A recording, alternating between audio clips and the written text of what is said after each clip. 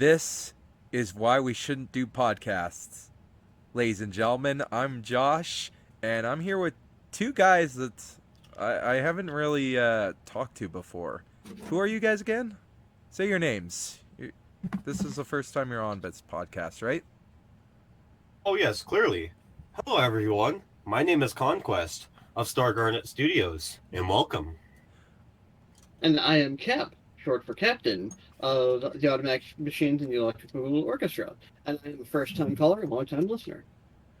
And of course, I already said my name, Josh, but I forgot to add my cheap plugs, which was Product Placement Paranoia, which is going to become Dead Placement Paranoia, since that channel's fucking dead. And I also have a few other channels, like Haverin, and another one that... Oh! I know. Why we shouldn't do podcasts, Matt. That's my other one. I heard that show sucks.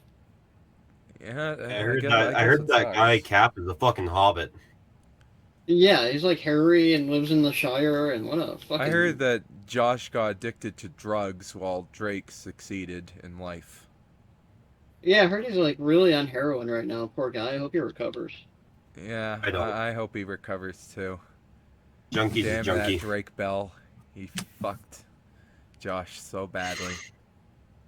What a douchebag. He got away with insulting a transgendered person too, but let's not get into that. She's not really trans because she sides with Trump. Ooh. Hot take. Here. Hot take. Let's save it for another day. But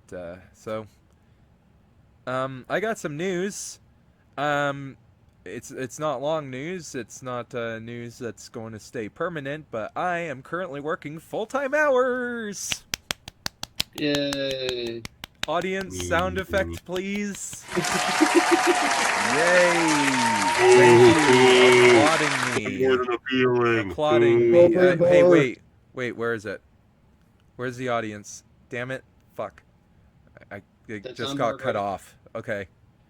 Sorry. Yeah. I'm now working full-time hours right now. I work Wednesday to Sunday from 8 to 4. That's a specific time, if you guys actually care. Does that not count lunches? I get lunch breaks, but that gets taken off of my hours, so I guess technically I work 7.5 hours a day. So 7.5 times 5. So you take a 30-minute lunch, so you're working 37 and a half hours. I also get 2 15-minute breaks, which are paid for, so I guess you could say I work, what? You're getting paid for 37 and a half hours. Yeah, 7.5 hours I get paid for. I get paid to sit on my ass for 15 minutes on one break and 15 minutes on another, which is nice. I love it. But those hours sprung on me, and I just coughed like a bitch. As opposed to everything else you do, which is totally manly. Yeah. Really manly. And, Cap, what have you been up to? I haven't talked to you for a long ass time. I've been working on my novel. Should be coming out next year.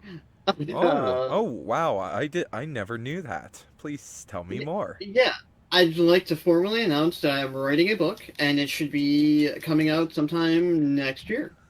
That's cool. Other than that, just school, work, and life, the universe, and everything. Life, the universe, and everything. 43. Wait, sorry, I'm thinking of the Big Bang Theory. They fucked me up. God damn my parents. Oh boy. Why must you watch Big Bang Theory? I've never heard of it. Well, if you haven't heard of it, please watch episode 2 of our podcast where me and 2 other guys talk about it. That Sheldon guy is really funny. I heard he's funny. To me, It's too bad you know, in 2019, 2018, or whatever the fuck the show ended, they all abandoned all ships. Haha, good segue, eh? Yeah, that was Yeah. just as good as the that's just as good as the basement with the big steaming pile of foreshadowing. That's hey, I'm in my basement right now. What are you talking about? Are you insulting me? Fuck you. Anyways, And abandon somebody's all never seen ships. Deadpool 2. Oh, Um. you're not gonna ask me what I'm doing? Yeah. Oh Hey, yeah. totally. What are you doing?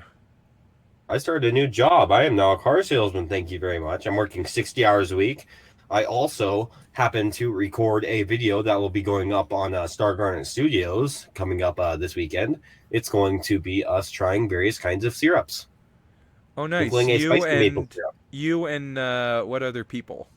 Just some An old friend. friends? Oh. They go by the name Presto Potato, but they're generally just known as my artists on that channel Um. So because will it they be draw the good. same as what we're doing like on Discord, or are you guys like literally Oh no. in They real they world just got standing home. next to each other? They're a long time in person friend. They just Oh, got home. It's going to be an in person. We're trying them in person, sitting side by side. that's cool. So it Oh, sounds it's Sorry going to like for be rushing the incredible. segue. I forgot you're to ask how avoiding a you're doing. war, Yeah. like a console war.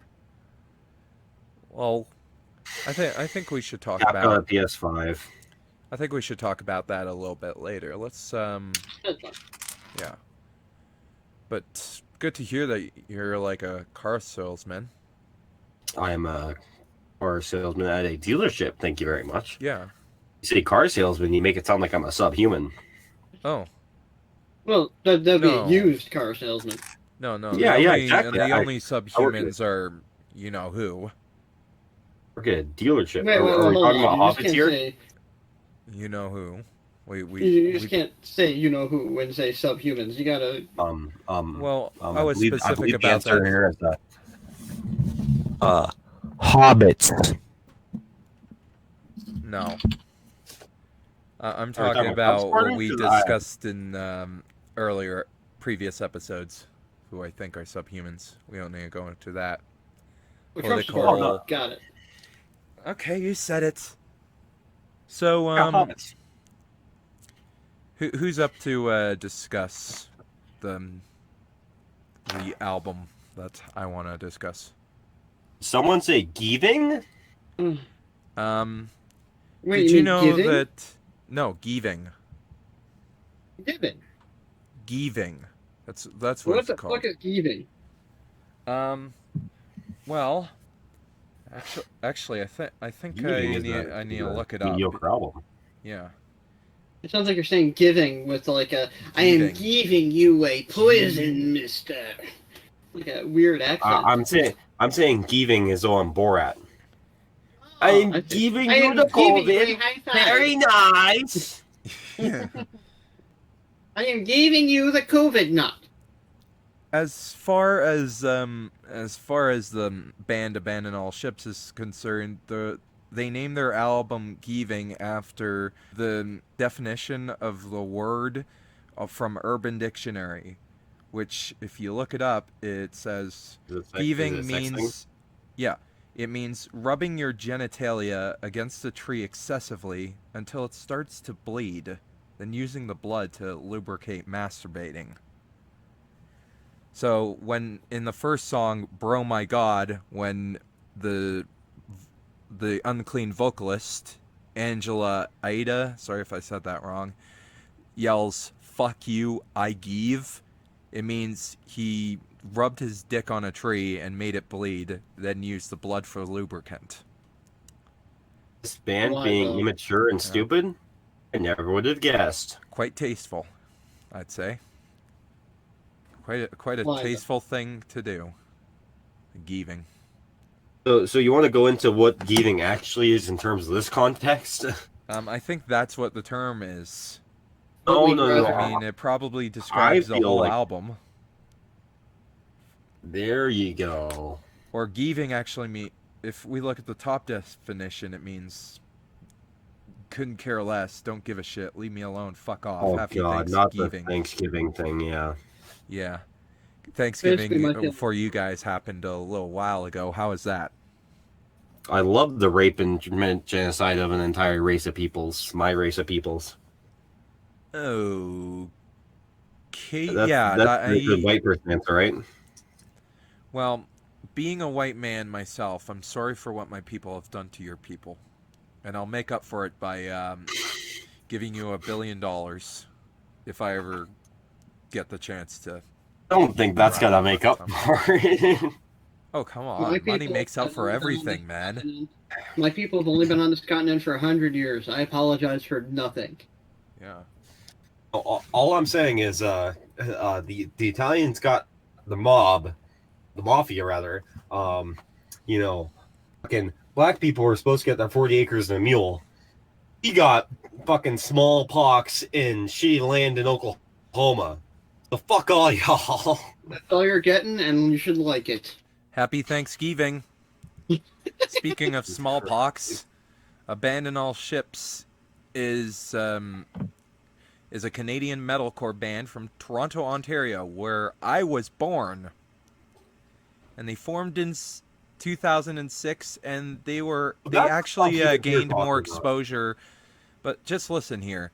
They gained more exposure after their appearance on the Much Music Canadian television program Disband, which is interesting considering the fact that my dad actually worked in Much Music, and he quit around 2006, I believe, when he Good moved out to Alberta, where I So let's currently live. pretend.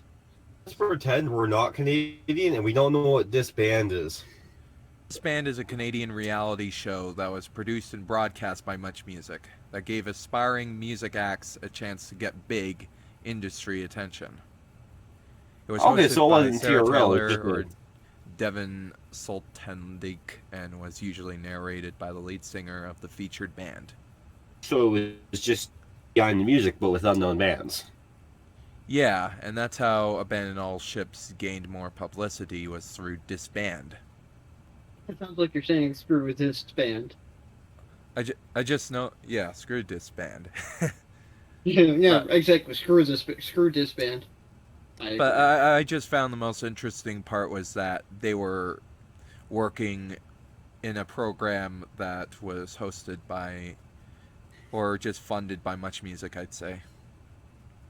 And my That dad doesn't used really to work surprise there, so me. that was cool. That's how metalcore came to be. Was that they rose off the popularity of emo bands? They got late night play on MTV because they were the more edgy version of a lot of the emo and pop punk bands that were getting over the mainstream. And so once people got sick of emo and pop punk, metalcore took the stage. So that kind of Yeah. tracks with their normal. But that happened like in the mid to late 90s. What? Where, No, No, dude. What? no. or Metalcore was took it the early metalcore 2000s? Late 2000s. late Really? 2000s. Metalcore gained popularity at the same time as this band. They are just the Canadian equivalent. I didn't know that. I thought Yeah, like metalcore 08, was 09 popular was like the. before. But No. what are you referring to in terms of popular before? Pop punk? Um, Pop punk didn't explode into the scene until 1994 with Green Day's Dookie. But even there, it didn't really capture the public consciousness until the late 90s when bands like Blink 182 and Sum 41 came onto the scene. No, but I mean, like, there were bands like Escape the Fate and shit like that where they had a lot of popularity, and that was more like in They the didn't gain popularity until early like the to early mid 2010s. 2000s. Really? Escape the So, Fate?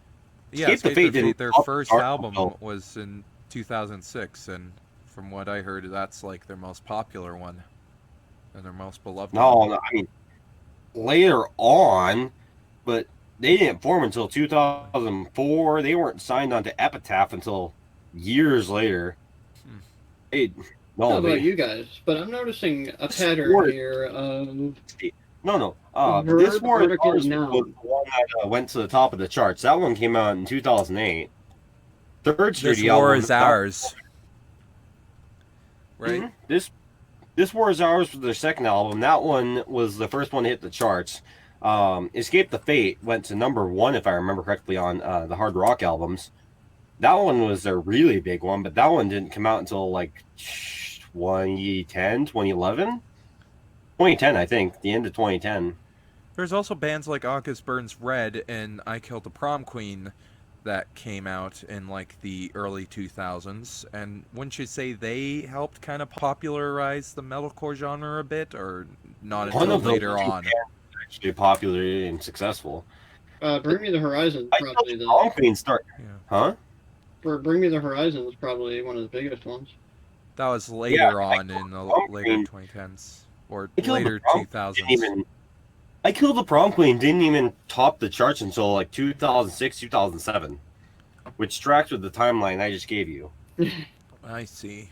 Okay, So well, I'm noticing a pattern with these bands with their naming schemes. It's always verb, article, noun. Like Bring Me the Horizon, Bless the Fall, Escape the Fate, Abandon All Ships. That's Yeah, it was just fate. like Capture the Crown, Yes. um, well, no, it Crown was the just like Empire. it was just like the fucking band, the garage bands, and how they all started with the word the white Right. stripe, all vines, The The all Metallica. X's, the I Strokes. mean, the Saint Anger. no, Wait, did it what? start with the? Sorry. Wasn't No, even a the garage band Strokes. album. What are you talking about? What about the Foo Fighters? I know they're just called Foo Fighters, Oh but my they're gosh. usually known as the Foo Garage Fighters, right? band. No, they did become one in 2011, but Kind okay. of, not really. What are you Well, talking about? All right, their we're album "Wasted Light" was a garage rock album. not really, only in the sense that it was filmed on analog tape, but I mean, it was still unequivocally Foo For Fighters. sound fidelity, though, that was done because Dave Grohl had his own home studio and everything, and wanted to experiment. That had nothing to do with the garage rock movement of the early 2000s. Well, regardless of that, Abandon All Ships is another one of those bands. So I agree. yeah. Yes, that is Anywho, a. what'd you guys think of the album? I'm curious. Um, the drop downs were okay. Some of the vocals were some of the clean vocals were pretty. I mean, the lyrics were all kind of sophomore, but that can describe literally everything in the metalcore scene. So it's hard to say it's worse than anything else out there. As I said, the drop downs were good. Their lead guitarist is clearly a very talented musician. And Cap? I mean, it's a debut album, and it shows. I mean, it's unrefined. Their sound is like they wanted to be a hardcore band, but LMFAO busted in the door and held them at gunpoint. Was like, no, motherfucker, we're having fucking auto tuned, clean vocals, and Hey, to be like fair, clean vocals were always a trademark of early metalcore bands. They always had two vocalists because they were all wanting right, to be Linkin. Except they but couldn't find like good rappers, so instead they just had some jackass screaming over everything. the auto tune wasn't even that good. Like it was like egregiously, like criminally auto It tuned. rem- I dare say. okay, it reminded me of really early dubstep bands, the way their vocals were laid out, which I don't think is necessarily a bad thing. I'm kind of a fan of electronica, and this is definitely an electronic core album to its core. The worst parts Yeah. for me were the more metalcore-y kind of cringy shit, like the wannabe party bro lyrics and the dirty vocals, which are just absolutely awful. DJ Pauly D shout out in one of the fucking songs. I don't give a fuck. I just came to party. Yeah, like It, it, it, it's Beastie Boys, but done by dipshits who didn't understand the point. the Cookie Monster vocals were just awful. There was nothing behind there. They were weak and hollow. I mean, rough I think that vocals are they're like the unforgivable curses. You have to mean it. it can be done right as well. That's the thing. I can't help but remember bands like Slipknot that had dirty vocals and did it fucking right. You have to have an Right, or actually even decent newer vocal band. bands You like can't have some fucking 20-year-old screeching. right, like Sleep or Dayseeker and Amity Affliction are two newer bands that kind of do the dirty vocals right. Enemy Affliction, especially, they really remind me of Slipknot in the sense that they have an actually talented vocalist screaming those things. You have to Cap. actually be trained to scream. You can't just be like fucking squealing. Right. So Cap, you mentioned about that album, like that album sounding like a debut album where it's rough around the edges and it's probably not as good as like their later material, right? I mean, I haven't listened to their later material. Yeah. What if I told you that this was their best album? That is a shame because, as Conquest mentioned, I mean, the musicianship is good. I mean, the production quality is really good. The Teaming I guitars wouldn't are. say so. It's pretty amateurish. Like the It's wouldn't call production it amateur. is really inconsistent for the most part. Not on the electronica stuff. I The mean, the electronica stuff, productions. the production in that is actually really good.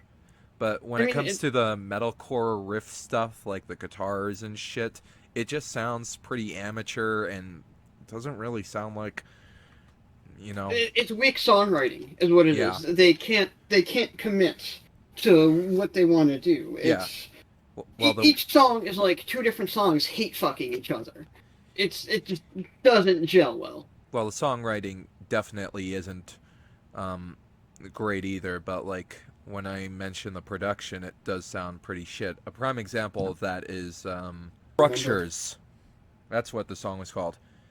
It they got to a point in I don't know what mark, but it got to a point where they were doing a breakdown and it just sounded so bad. Like the guitars were completely inaudible. They didn't sound.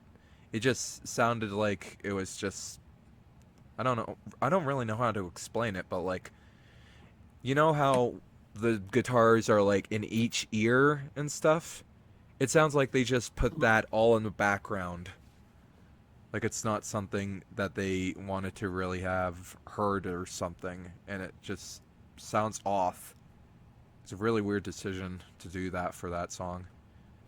And I've heard I mean, I've heard their demo out, their demo EP, which had their song, that same song, originally named Brendan's Song, and it sounds a hell of a lot better.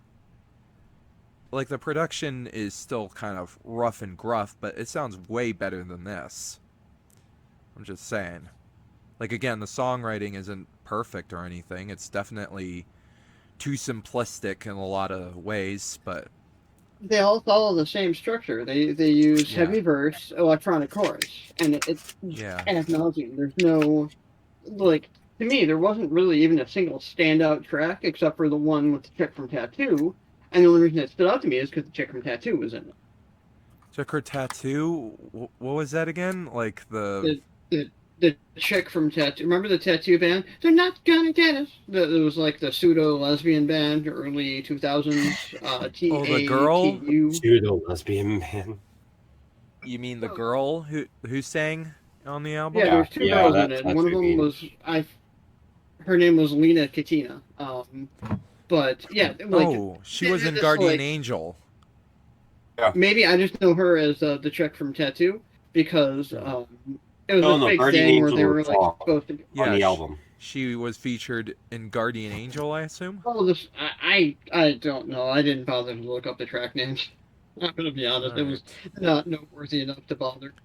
Because I was That was just gonna probably the say, highlight of the album, yeah, which I feel is the highlight of the album because it took a break from the stupid party lyrics and it really, I mean, it was emo and stupid, but it was, in I think my it was opinion, really I enjoyed it. catchy.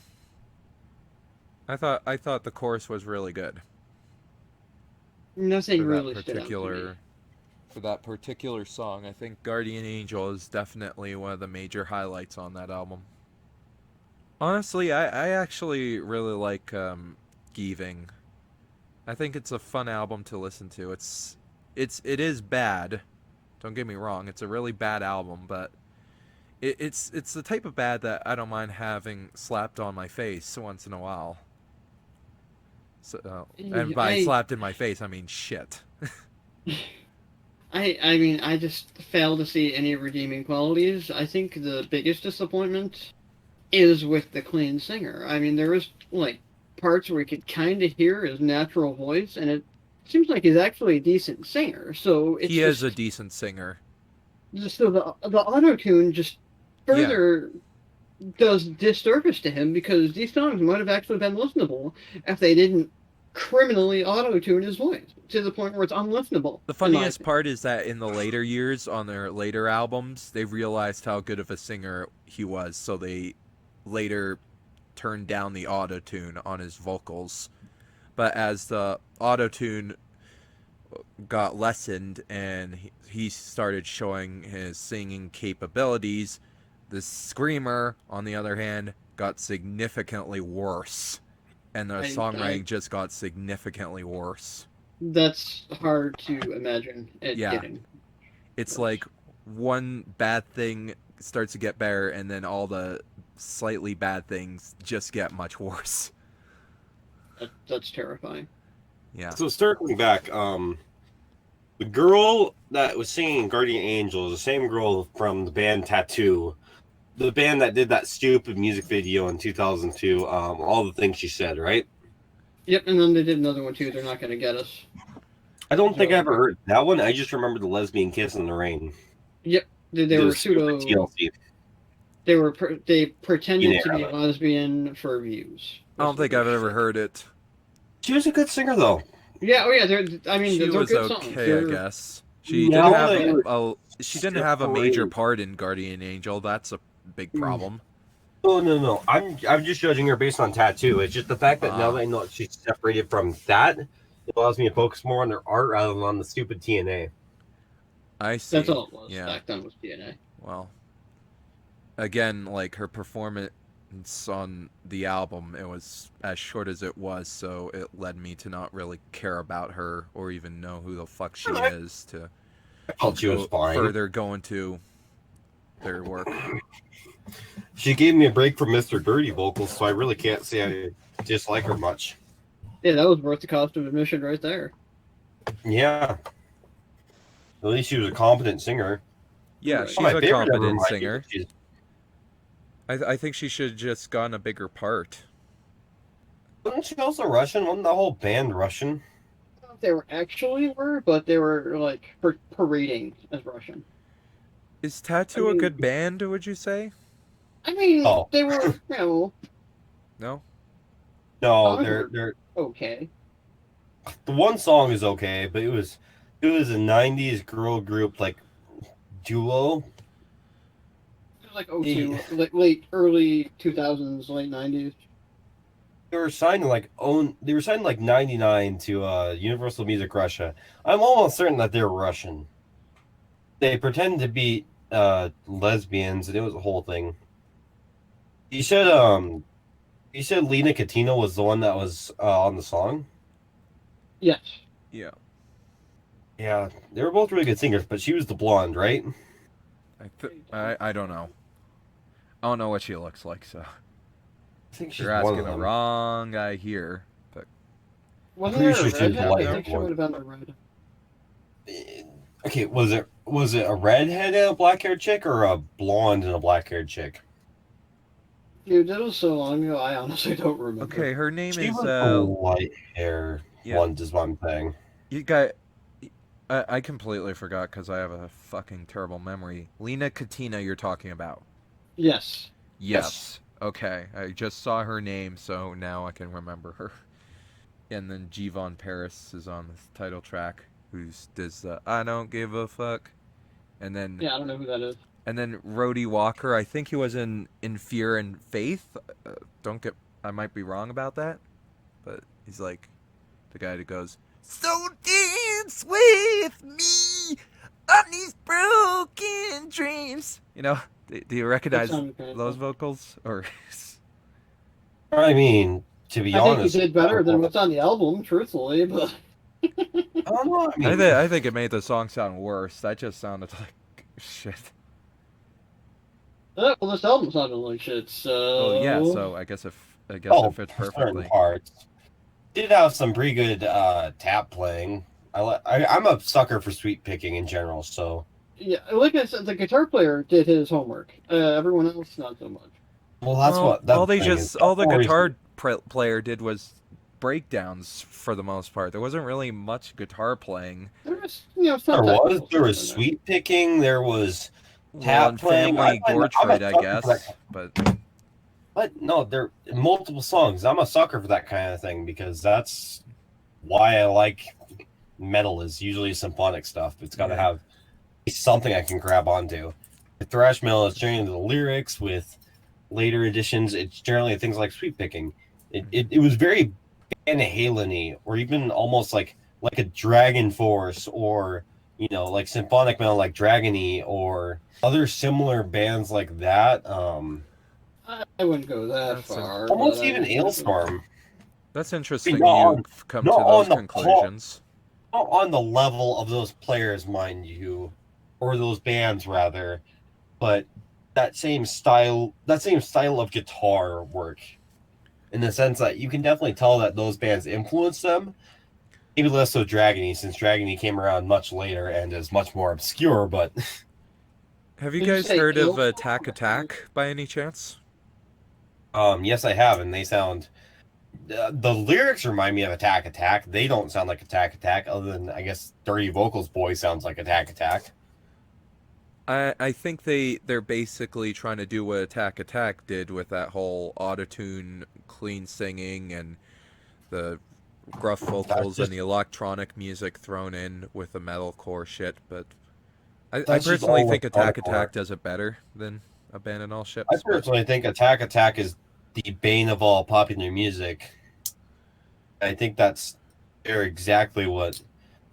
I mean, that's just electronic core, though. It's what metalcore was. Like, it's what electronic core was. Also, didn't Attack Attack come out after this album?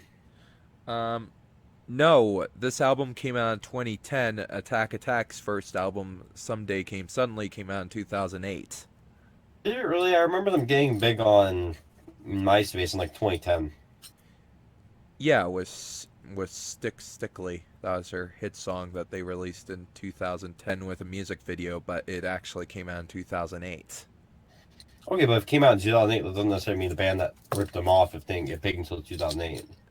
I think the band that was accused of ripping them off was Asking Alexandria with Stand Up and Scream.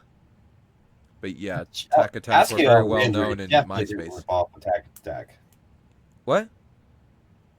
Asking Alexandria definitely didn't rip off Attack Attack.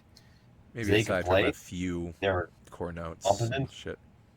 I mean, they're both essentially kind of the same thing. Same breakdowns, screaming, bad cop vocals, Or if you call high everything pitched, that, clean that singing. logic, that logic, literally everything in metalcore is just a rip off of everything else. Attack Attack was not the first metalcore band. Well, that no, doesn't, of course not. Attack but Attack that ripped doesn't off other include metalcore bands that ripped Dream off other Theater is metalcore metalcore. bands. They ripped off a Devil Wears Prada, if you're familiar with them. You could So say they ripped why off do you those guys. consider asking Alexandria to rip off Attack Attack when they were just doing what they were doing to begin with, just better than Attack Attack ever could wish to be? Well, it's like I guess I'm coming to the I even like asking shitty Alexandria. conclusion of I'll defend them because they are significantly better. yeah, I agree. Asking Alexandria is a lot better than Attack Attack, I'd say. I don't Oh, know. Joe Lancaster, isn't he currently in the New York? Isn't he currently in the New York brass band? New York Brass Band? I don't know what you're talking about. That better be a ska band. I Oh, it's I've actually a heard of brass band. Jason Lancaster. Is that what you mean, or No, Joe Lancaster was their bassist. He's currently playing in this. He's currently playing in this brass band that's doing like a New Orleans style jazz thing, and they come from somewhere in England. I think it's York.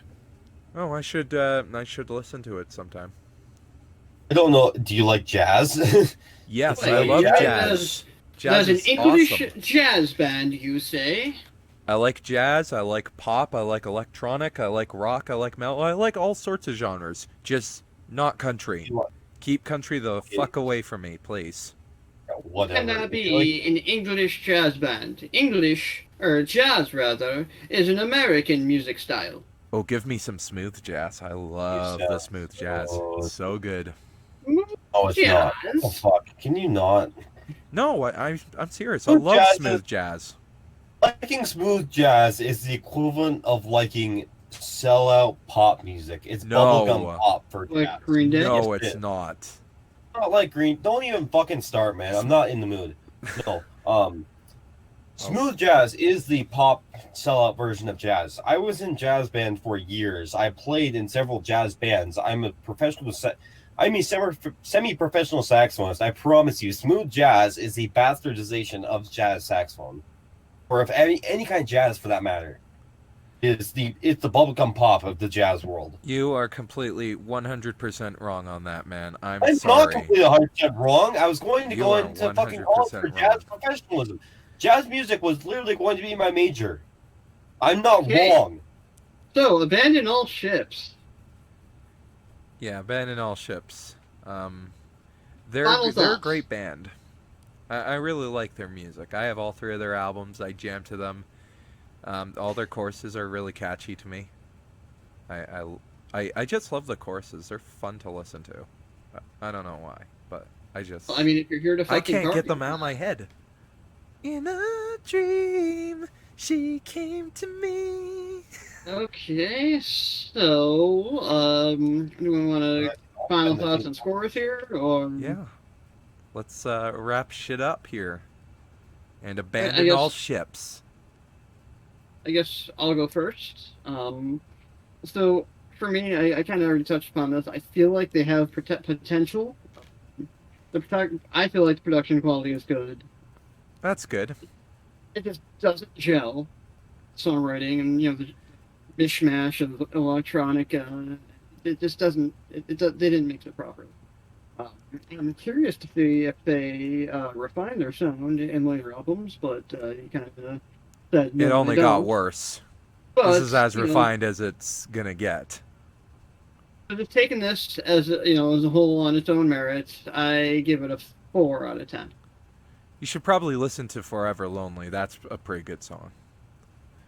Again, I like might do that. the rest of it is generally that song is pretty bad, but the chorus of that song is so fucking catchy.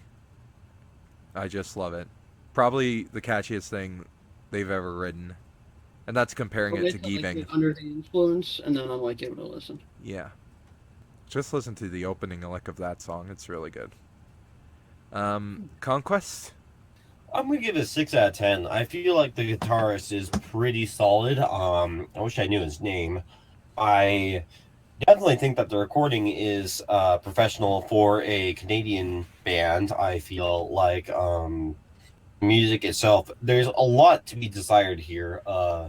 I feel like if you paired them with a good lyricist and with a better dirty vocalist, they absolutely could be one of the greats. Their guitarist's name is Kyler Brown, I believe. You have to That's Google that. Their lead guitarist. Yeah. The rhythm guitarist was Andrew Oh, Piano. It might be piano. I'm not sure. rhythm guitarist was clearly playing. He was playing most of the drop downs. It's the guy playing the sweep picking and all the little fun stuff that I liked. He did a lot better job. And then the bass player is Martin Broda, which you could barely hear him, but Wait, he does also he have- sings, so you can hear him. He's a auto-tune guy. Was he the clean vocalist? Yes. I liked his vocals.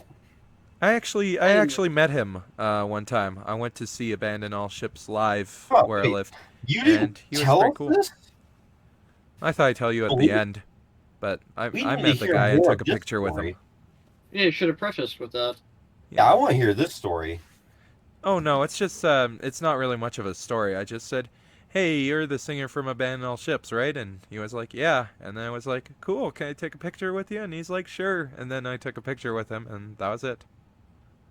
And I was like, "I love your music, man." And then he's like, "Hey, you should meet me after the concert." And I'm like, "Sure." And then I didn't, and I'm like, "Oh well." What? Oh, that was like the Oh. perfect opportunity. You could have I partied don't with a think rock he- star.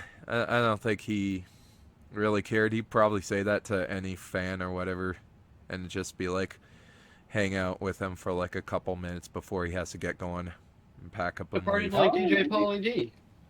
Well, when I see him again, I'll tell him, hey, we were actually gonna have drinks and party together, but I had to leave. Sorry. I think can that do would it make now sense. if you want.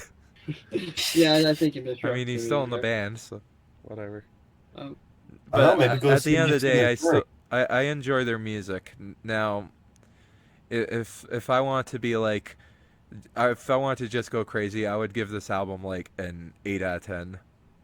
yeah, it's But if let's just pretend that I'm like a serious music critic, I'd say yeah, Captain's score 4 out of 10. If you genuinely feel it's an 8 out of 10, I mean, you're entitled to your opinion. No, it's just my bullshit opinion. It's just like, oh, I really like it. It's so much fun to listen to. But Okay. but when Everyone has it their own personal but when I guilty look at pleasures. it on an objective level, that's when I noticed a lot of faults. I think the Screamer is one of the biggest faults. The only song he actually delivers a halfway decent performance is "Take One Last Breath," and it sounds so out of place because that song was recorded before they released the album. You could easily tell where his vocals just fucked up. Wait a second. Is he the one with the doofy scene haircut that's like all poofed up and has the blonde highlights? No, that's Martin Brada.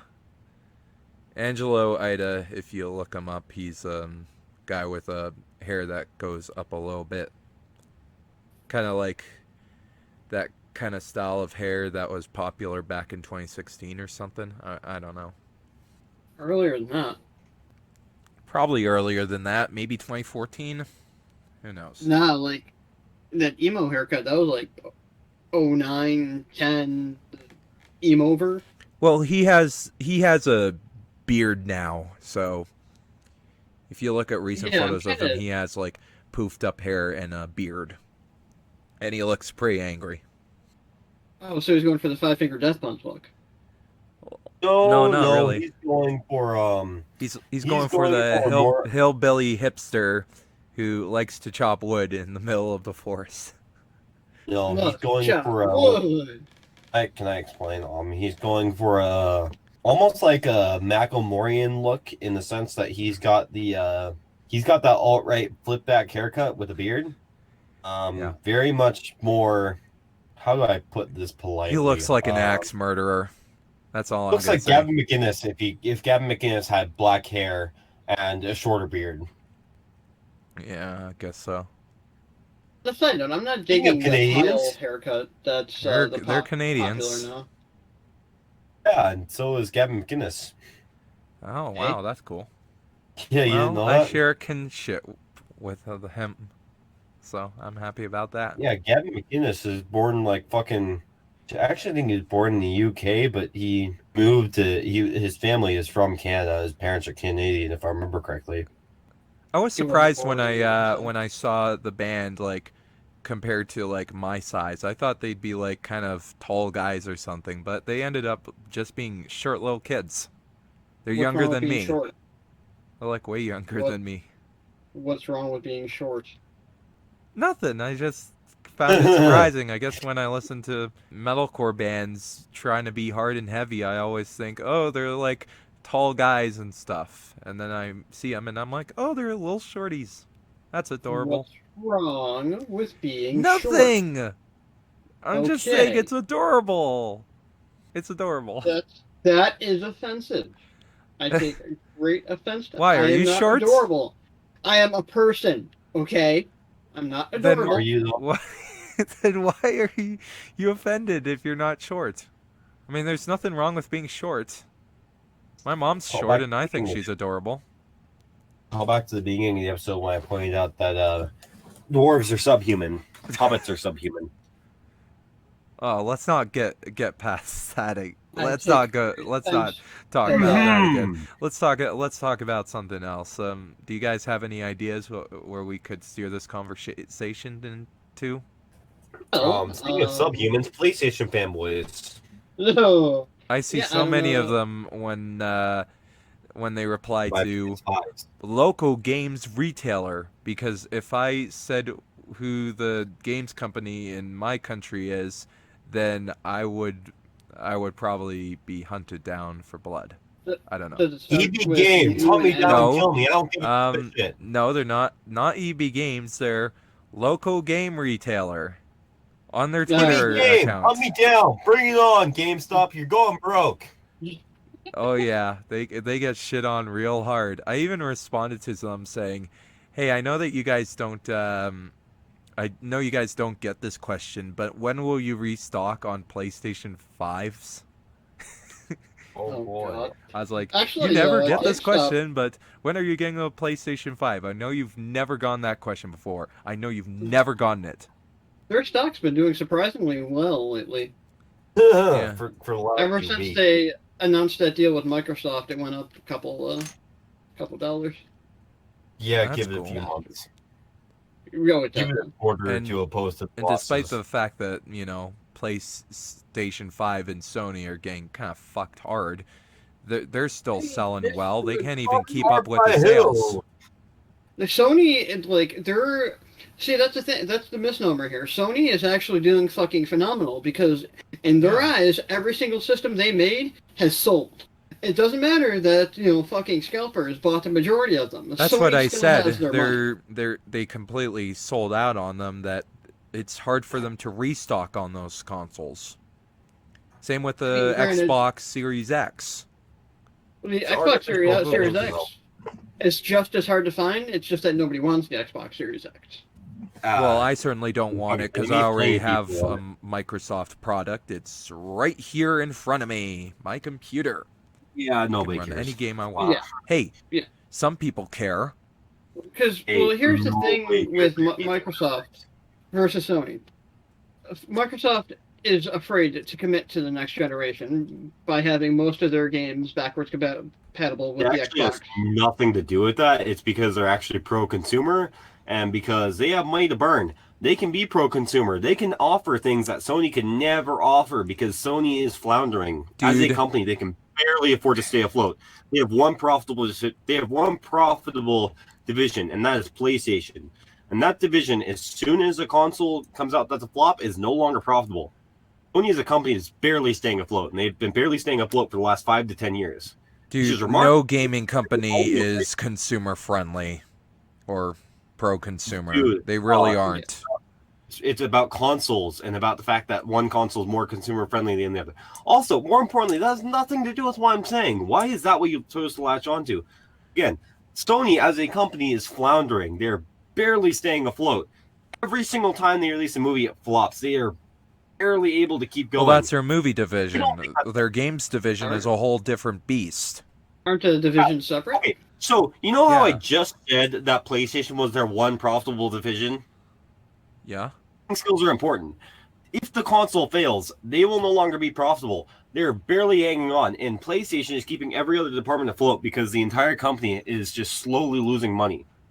Really? Wow. I mean, I thought they did just fine, especially with Venom and the Emoji Movie and shit. They made a ton of money from that. I mean, the Venom One of movie, these is not like the other. the Emoji movie, that was one of the biggest flops of all time. Well, the I Emoji didn't Movie even wasn't a know that. flop. It made a shitload of money, and they're gonna make a sequel to it. Yeah, Venom? it got terrible reviews, but people still watched it because I enjoyed people are Venom. dumb. Venom pulled like 100 million in the box office. Yeah, It was barely a profit. It really wasn't successful. The only reason it's getting a sequel is because it was halfway through production, man. Really. I didn't know All these that. numbers are publicly available. Why would I was all these- told it made a shitload of money, but I must be they looking made at the $1 billion, wrong but they dumped half of, resources. they dumped $500 million into advertising it. Yeah, one of the biggest advertising budgets of the last 10 years. There's even a fucking Eminem song about it. Venom. He got paid. I liked Venom, but it was It was a not. good It was not a massive success. It barely scraped a profit. I see. You think the new Ghostbusters movie is going to make a profit? No. For 2016, probably not. Well, not There- 2016, but like There's a new one. the newer one that's coming out. Again, after 2016, probably not. Oh. Oh, As in, that film damaged the brand. yeah. That Now- wasn't a good idea. Quarter of the main cast is dead and isn't in the film. Well, what about their Sony Music Entertainment? They've probably got a couple buys artists music on their anymore? side, right? You honestly think that music makes money anymore? You honestly think that music makes the kind of money that they need anymore? I mean, don't they have artists signed to them and shit? Do Not you making money. honestly think that the music industry has money like they used to anymore? Well, they don't, Doesn't matter but who's signed to it. The music industry has collapsed. They make a fraction of what they used to make. damn. There's a reason that And there's three the music majority- companies. There's a reason that there's 3 major labels left in the music industry, and it ain't because they're successful. Because the majority of music comes from record sales, and people aren't buying records anymore. Because that was where the Even when labels got the most profit. The because bands got the even most profit from the tour, tours. Right. but you can't tour right now, and even when you could tour, there is just no money in music anymore. Not like there used to Right. be. And the labels don't even really get that much money from the tours. That most of the money goes to either paying for the tour or the artists I see. I thought and they fucking did make Ticketmaster money from with the their tour, fees. but that just shows my That's only a fucking knowledge about the fraction. music industry and how much I care. That's where they make But most of their money. But no, Sony as a company is floundering because every single one of their divisions is either turning over losses or is turning over such meager profits that doesn't matter. PlayStation is holding on. But again, it takes one bad console to tank a company. Just ask Sega. Yeah. thankfully, the PlayStation 5 is not a bad console. Hey, You that's not have what I it? said. I said one piece is one flop of a console. You have the Right. PlayStation 5? I PS3 have wasn't a played bad it. console either, but the PS3 turned over losses for the first half of its life. That was due to a very weak game base and That hard to was due to perfect. an over. That was due to an inflated price tag and the fact that it supported Blu-ray consoles. That Five was hundred due ninety to nine the US industry dollar. market where it is now. That was due to a lot of things, but wasn't just a game selection. And whether you like it or not, the economy isn't doing hot right now. And I know that you love PlayStation. I know that you love Sony. But if you look at it from an objective standpoint, Sony is on a back foot right now, and they have been for years. I never If the thought they were on PS4 a had good flopped, foot to they would have begin declared with. bankruptcy in 2015. I never thought And they that's were just on a hard good to foot to begin with, really. not talking to you. Oh, okay. But, you know. Considering, like I said though, Sony has already made their money from the consoles. Granted, they sell the consoles at Oh, damn near a loss. I don't know what the exact profit they margin is. always sell the consoles at a loss. Consoles are Right. consoles at a loss. They have not made their money back yet, and there is a long game ahead. And the industry isn't looking hot right now. They're looking down the loaded barrel of a gun, except this time they don't have the coffers that they did in 2006 and 2008 when the economy crashed again. Back when the recession happened, they were in a lot better financial situation than they are now. But I still think they, given their software library that they have and that they're going to be releasing within the next year or so, That ain't I think shit if nobody's buying games. there's plenty of people. I mean, there's plenty of people For buying games still. now, again, that ain't gonna mean shit if people aren't buying games. I don't know if you've noticed, but the economy isn't exactly stable right now. That's all We I'm are saying. in the best economy ever, even during a pandemic. So, anyways, all I was just saying was that Sony is in a not great spot right now, and there's no reason to praise their successes when fight ain't over yet. And I'm not backing anyone in this fight. I'm just saying Sony is in the worst financial position and the worst business position to be in of the big three because I think they're going to be Microsoft fine. entered the huh? I think they're going to be fine. Yeah, you think they're gonna be fine because you have no business sense. Do you think they're starting to become kind of like Blizzard, where they believe that it's not about pleasing the customers or the potential customers No, or I'm not the saying that there's anything wrong fan with base? Sony. I think that Sony is in a bad financial position because Sony is a company of the 1980s. Sony is a company that made their biggest money off of VHS and DVD and Blu-ray, and now we're living in a world where physical media doesn't sell like it used to, and we're living in a world where music is not what it used to be. We're living in a world where everything that made Sony money no longer makes them money. They are no longer the It's top all dog in about electronics. They are no longer the top dog in music. They are no longer the top dog in film. They are no longer the top dog in anything. And that is They're the going to top kill dog them in video games. for the they're time one of the being. few But then top if you look dogs at the in video numbers, games. Nintendo is doing much better for the Switch. Even during the current Hell sales, yeah. Nintendo is doing much better than the Switch. The Xbox Series X is keeping up with the PlayStation. The PlayStation's only really doing better because they happen to have more units on hand. But as soon as people stop buying consoles, that's going to mean jack. Sony as a company might be going under, but I don't think the PlayStation name is going anywhere. Whether they spin off into their own company or they get bought out by, That's say, Microsoft. not that's going to happen. What's probably going to happen, realistically speaking, is that the Sony library is either going to be bought by Microsoft or it's going to be bought by Nintendo. Because the problem is, Nintendo is successful even in recessions. Nintendo can still make money consistently for whatever reason, and Microsoft has money to burn because they operate the business world. Whether we like it or not, the current economy as we know it operates on Microsoft's whim. And the only reason that Xbox even exists is because Sony was shitty to Bill Gates 20 fucking years ago, and he holds a grudge. But there is Good for another. Bill Gates. There's also the chance that a publisher could buy out the PlayStation name if Sony goes to a mess.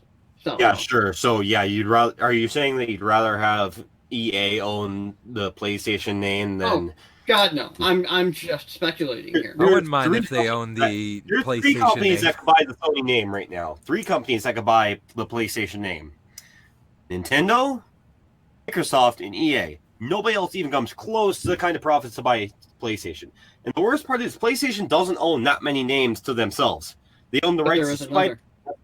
That's about the most valuable property they own the rights to. Everything else is just under lease. Activision Blizzard.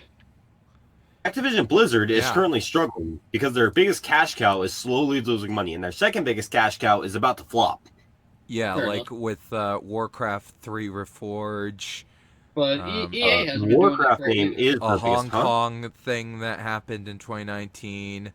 All the other shit where they made had the highest profits of the year, and they laid off a whole shitload of employees that same year. Diablo 4 all is the PR nightmares. Like Activision Blizzard are in the worst position Conquest, right are you now. predicting a video game crash within the next 2 or 3 years? Is what you're saying? Frankly, yeah. The big players are all precariously balanced. Rock Band. Okay, the biggest names from Activision Blizzard are Rock Band, Call of Duty, and StarCraft, and World of Warcraft. The Warcraft name. Activision Blizzard no longer has the Rock Band name. Rock Band is dead. World that's of right. Warcraft has declined to the point where it's almost dead. Harmonix. It's So only got what Call they of Duty, have I is- think. Can I finish my sentence? Sorry. What they have is. Oh no, you're fine. I was just in the middle of something. What they have is Warcraft. Warcraft 3 kind of bombed, or the Warcraft 3. What's it called, Josh? Reforged. Reforged. Sorry, I was just gonna call it the remake. That kind of bombed. World of Warcraft is in a world of litigary nightmares because it's having low sales and it's constantly getting bad press. StarCraft is essentially dead in terms of esports scenes. And as you guys mentioned, they no longer have the Rock Band name. I had completely forgotten about that. Call of Duty, I'll admit, this Cold War game, it looks pretty good to me. But that doesn't change the fact that it has pretty-disappointing sales for a game that's been in production for, 3 years now? 4 years now? And Been in production since the I last wonder Black if Ops it game had came out. something to do with a political debate that went on with Cold War or something. Regardless of the reason, the game's not selling that great. And it came out on everything. Other than the Switch, it came out on everything that's available right now. I just wanted not to point doing that out a fun fact about Warcraft 3 Reforged is that it has the lowest user rating on Metacritic. As Even far as worse I than know, Superman the worst 64? score, the worst user rating on Metacritic, not the Big worst. rank over the racing, even? No, I Metacritic. said user rating. Not critic rating, user rating. Which Yeah, again, not just critic proves my point. The game isn't doing that well. And then you look at the other big players. PlayStation isn't doing that hot. PlayStation as a brand isn't doing that hot. They are being Especially bogged with their down by Sony as a gigs. company.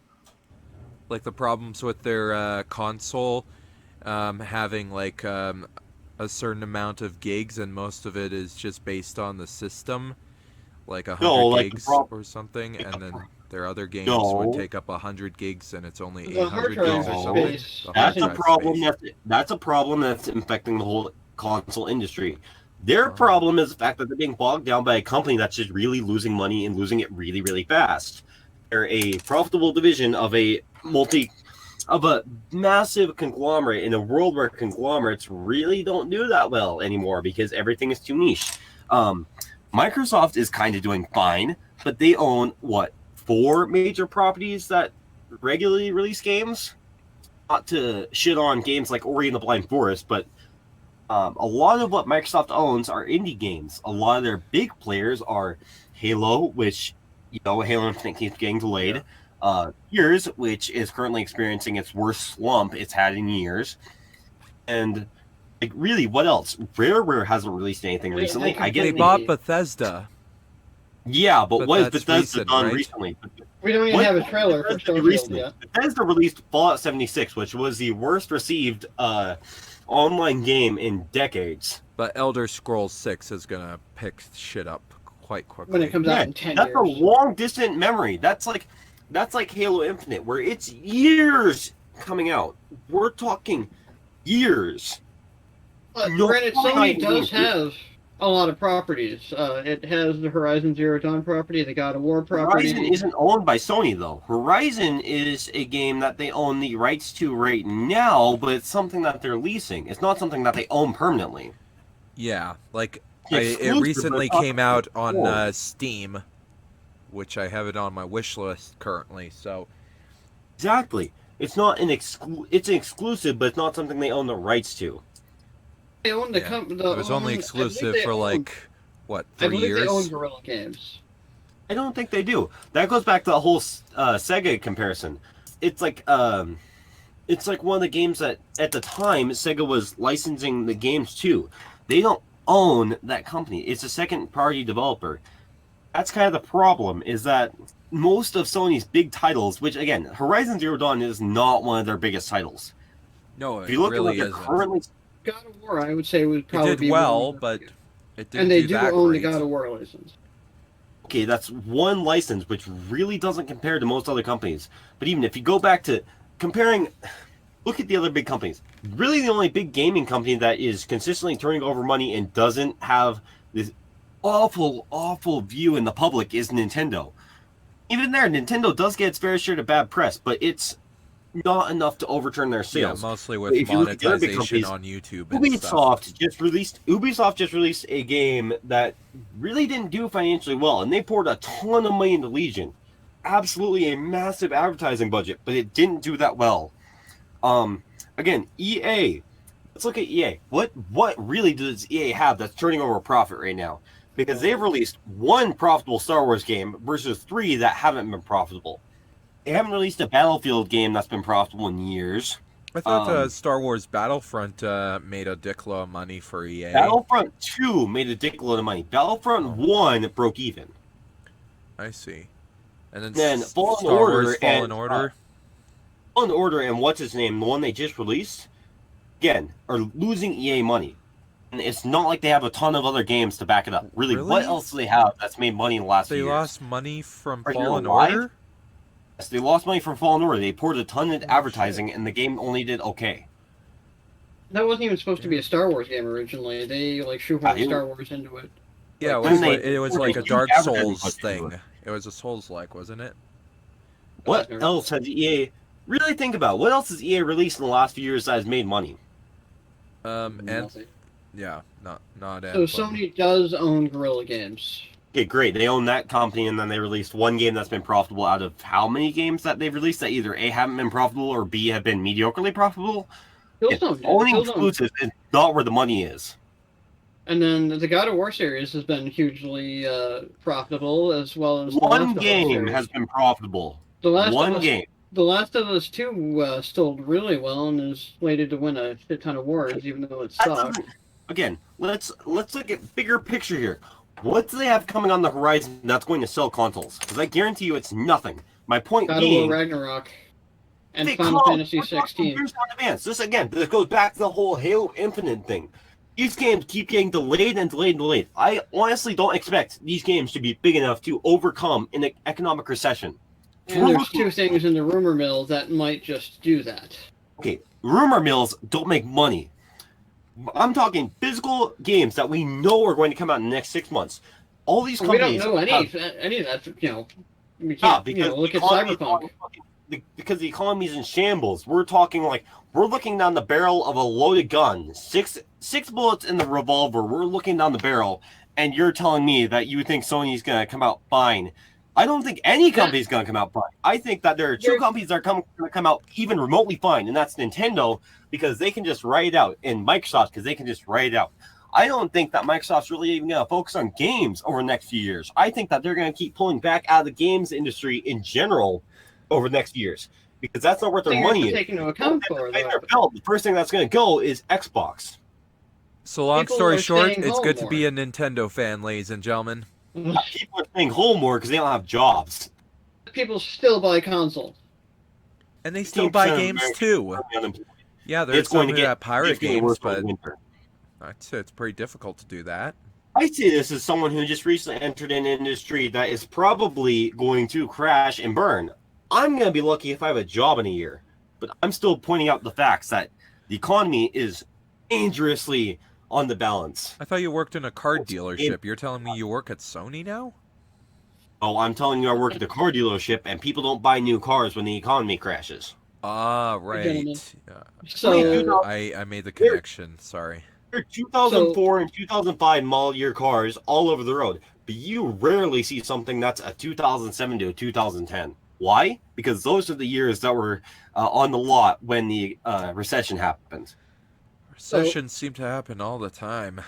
to bring this to And a point recessions here, seem to happen all the time. The Great Recession was literally the worst economic recession since the Great Depression. and we're in When even was worse one right now. when was the Great Recession again?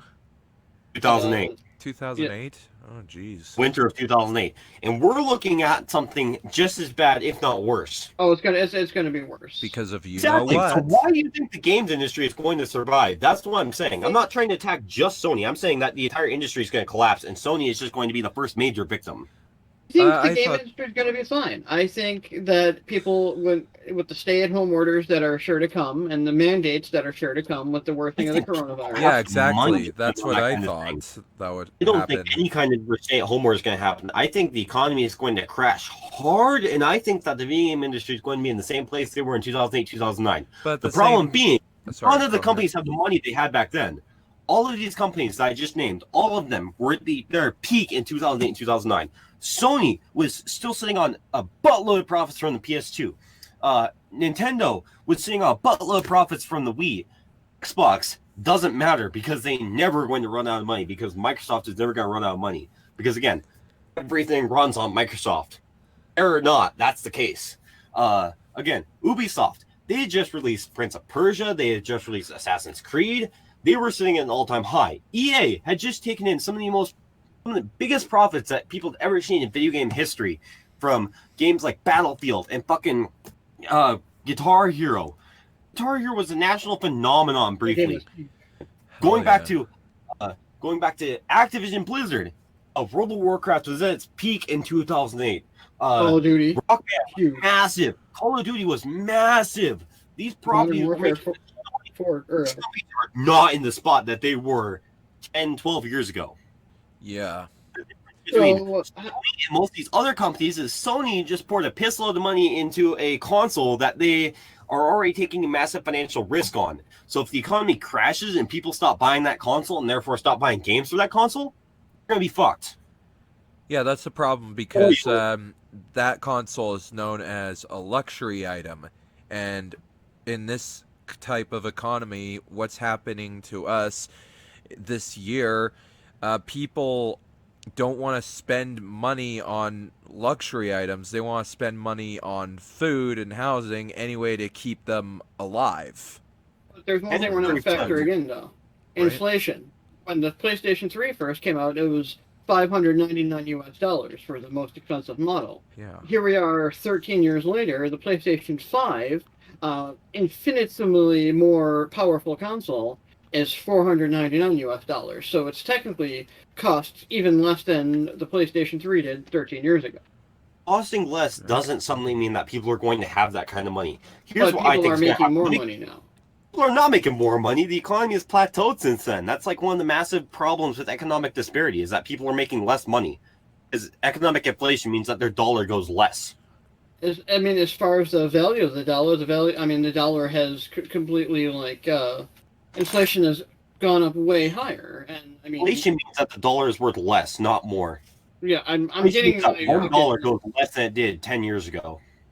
Right, so for a console to be cheaper than it was 13 years ago, even with inflation, says something about the console and people being able to buy No, it doesn't. What it says is that wages have stagnated and people can't buy consoles that are $1,000 anymore. Oh, you're not wrong there. So how about That's we how cap inflation this works. segment Or off with 1 year predictions? 1 year predictions. I Yeah. think here. Let me run you down through my 12-month prediction. I think that what's going to happen is people are going to plateau on sales between November, December, and January. I think in the end of January towards the beginning of February, they're going to release a stimulus package. I think that's going to cause a brief boost in sales in all three of the major consoles. I think that brief boost in sales is going to cause them to be cocky, and that's right around when Gears of War 5, or Gears of War 6 rather, and God of War 5 and Halo Infinite all come out. Boom, boom. I think that's when they're all going to come out, right in that spring. I can't wait for Maybe Halo Halo Infinite will come Infinite. out in February. Maybe Halo Infinite will come out in February. Maybe Gear 6, God, I hope since so. we know Gear 6 is basically done, that'll come out in like April or so. And then I think that June is when God of War 5 is going to come out.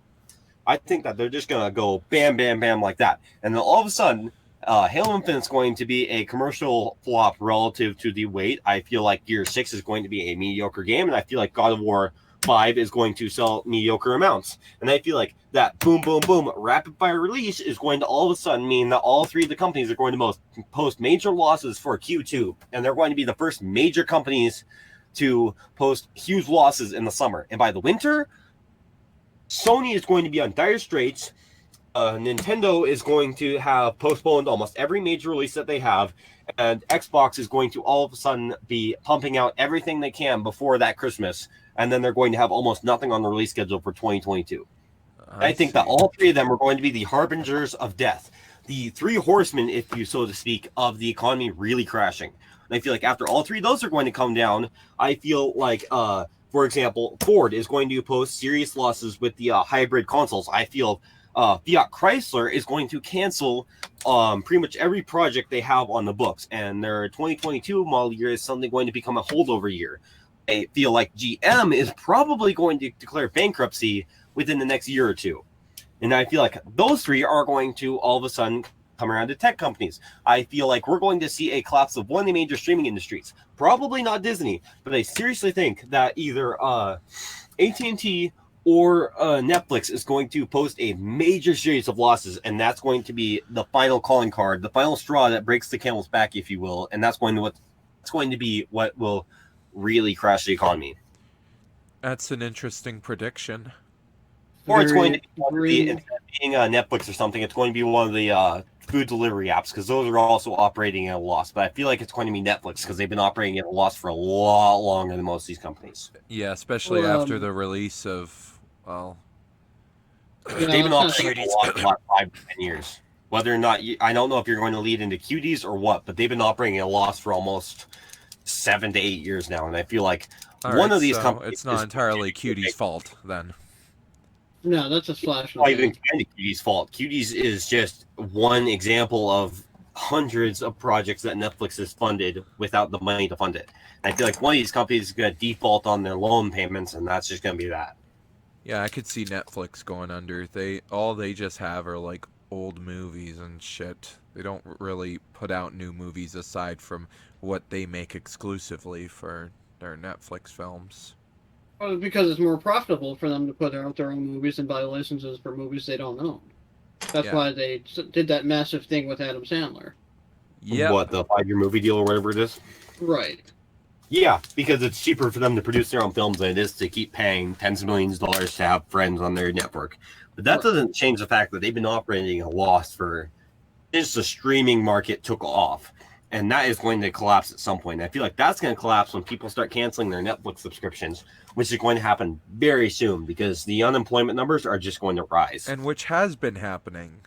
There have been lots of people unsubscribing to Netflix and shit. There's going to be a mass exodus, though. And again, I predict it to happen around June or July of next year because that's right around when unemployment's going to peak. And I hate to be the harbinger of bad news, but unemployment's currently sitting at about 15% in the U.S. right now. I'm afraid that unless something very serious changes, it's going to hit 25 to 30%. I feel like, if I'm being honest, I feel like the damage has been done. I feel like Trump at this point is just making things absolutely worse because he's just refusing to leave office. And I feel like if he refuses to leave office and tries to create a coup, That's going to be the worst case scenario. But I still feel like the damage has already been done. And I still feel that the economy, it's irreparably damaged. It's irreparably damaged, at least for the next few years. Biden See, I has mean, a as far lot of as work on his hands. That's for sure. as far as him leaving office, I don't necessarily see that as a bad thing Trump because leaving office? I feel like I'm not saying Trump leaving office is a bad thing. I'm quite the opposite. I feel like it's a good thing. I just feel like he has done too much damage as it stands to ever. I don't think Biden can turn it around. I'm not even sure. with Like it, Biden isn't I great. think it would be better for the country if Trump gets dragged out of office because that will further separate the Republicans from the Trump radical. I'm not disagreeing with you. I just feel the damage has been done. I feel like even with a much better politician than Biden, that's the thing. Biden is literally the worst person they'll possibly pick. He is Clinton 2.0 in the sense that he is a Republican in everything but name. He is a dino. He is a Democrat in name only. I feel as though he is literally the worst possible pick they could have gone with, and even in the hands of a more capable politician like I'll even say Warren. I find Warren to be fucking. I find her to be obnoxious and full of herself, and I really fucking hate her because she claims that she's a progressive, but she constantly bends over for these guys. Even in the hands of someone like her, I feel we would be better off. I feel like Biden, at his best, will not be able to fix the economy. See, Yeah, I see Biden I as completely a agree with that. stopgap. Biden is simply a stopgap. Get the steering wheel of the country away from that madman. He's a stopgap in a time where we needed something a lot fucking better than him. I want us to steer away from politics and stuff. He's not the hero we need, but the hero we deserve. We need someone a lot Not fucking better than really. him, though. That's what I'm saying, is that I don't see how this is going to go well for any of us. I don't mean to be Mr. Doom and Gloom over here, but the video game industry is a great example. The video game industry is a great leader for how the economy tends to go because they have a tendency to follow the economy in ways that are almost predicting. A great example being consoles came out in 2005 and 2006, respectively. The seventh generation consoles, I mean. And they really were a great sign of what was going to come in 2008. Because we can see the same thing that I'm describing what's going to happen in 2021 and has happened in this Christmas season. We can see the same thing happening in 2007 in terms of in reference to the Great Depression. Or recession, rather. I'm sorry. The Great Recession gives me depression. So do you want to move on from this, or make some conclusive statements or something? Yeah. We'll try to wrap this up. I don't think it's going to be as grim. I'm a little bit more optimistic. I mean, on the whole, granted, we are dealing with the pandemic still, but whether it's grim or not, I don't really give a shit. But I wouldn't want the console market to crash. I love video games, so I hope it doesn't happen. I don't think I it's can see it crash. happening. It's not just that economy that's going to crash. That's the thing. Yeah. I think we're definitely headed towards a full, economic depression. I feel like we have. I guess I have more faith in the American people and the government than I should. Call me naive, call me optimistic. That's what I'm saying. Well, that's what we need. Faith. We need hope. Without hope, then we might as well just all kill ourselves, right? You know what else they had hope? They had hope in 1928. Well, if they didn't have hope in 1928, then the world would just be fucking dead. There'd be no humans left. I think that's not how that works, man. Do you know what the highest amount of suicides on record in American history was when? Oh, during the Depression. 1929. You know why it was the highest in 1929? Instead of protecting economic protection in 1925 through 1928, they just kept saying, "Oh, we need to have hope. We need to have hope. Oh, things are going to be fine. Things are going to be fine. Oh, the economy will never crash. The economy will never crash." This should sound familiar because that's what people have been saying from 2016 until now. That's true. People need to have hope. We can't just think, "Oh, the economy's going to be bad." Like, we need to have hope and work on trying to make the economy better. So you're one of those people who's going to jump off the Empire State in 1929, right? No, I'm the Because one that's what happened. who's All these people are saying the exact same thing in 1925 to 1928. This is from. I'm saying this as a finance major. Be prepared and be prepared quickly. okay. I'll buy a whole pack of like canned food at the food bank and just sit in The my food bank? basement. Wait, And then what? yeah, the cheapest shit. There's a difference And between. I'll buy a shitload of food, bring it to the basement, and just hang out there until the economy gets better Yeah. or something. I love I don't when know what it I gets don't know what better. to do. You're making me lose hope here, man. Don't make me lose hope. I don't think we're going to see a world the likes of the Great Depression. I I hope mean, not. for one, we had the silver standard back then. Yeah, I think we had the Oh, gold we had standard. the gold standard back then. Yeah, I was saying, I think we Silver had the standard long since dead. Which, speaking of, a video on the silver standard will be coming soon to Star Garnet Studios, so be sure to check that one out. It's free, and you won't have to risk losing your entertainment over it because, again, YouTube is free. for That's now. good. Yeah, for now. Although there is YouTube Premium, but Oh, excuse oh, me. fuck, I'm not paying for that shit. No. So, But I guess we could segue. Speaking of losing hope, you want to get to my well, pick for the show that we'll be I talking guess about? what you can say is that Conquest is saying we're heading for a world break. Yes, a Oh, God. world break. Good one. No, I'm not Good saying one. that. I am I standing am in totally protest. keeping that on there. That yeah. was a horrible transition. I am standing in protest of that statement. I refuse to admit that is what I said. Sorry, but we're going with that. That's what you said. You turned it into a Oh, I plug for did your not If know you that. don't like it, then I'm Geeving. Couldn't care You're less. giving up. Couldn't care less. I'm Don't gonna give a give shit. all over a tree and use Happy it to fuck you in the ass. Thanksgiving, fuckface. Did my pants. I geeved in my pants. Happy Thanksgiving. Your asshole. Yeah. Speaking of assholes, the people who made World Break, or wait, hold on. Let's not go too far, I guess. So, World Break is an anime that it's an anime, and it's my recommendation. I made Conquest and Captain watch it, as I did with New Game, but I think they liked it better than New Game. I don't know, but allow That's me not to saying just much. introduce it, and we'll just I'll just look into the plot summary. So the whole name is World Break: Aria of Curse for a Holy Swordsman. One of the worst titles for a show I think I've seen, but I don't know. So, but you know, there's a lot of bad titles for shows, but they end up being good in one way or another. Anyways, let's get to the plot summary. You want me to read the plot summary, or should I? If you must. I'm not Yeah. sure it's necessary for this show. I think I should, because I don't really, because it's hard to kind of understand without just reading it. So, No kidding. okay. It's Attack on Titans, but done worse. There you go. There's your plot Attack of summary. the Titans. I don't know. I don't see Attack on Titans much from it, aside from episode 2. But Attack on I mean- anime titties. yeah. Anyways, God. I'll just read the plot summary.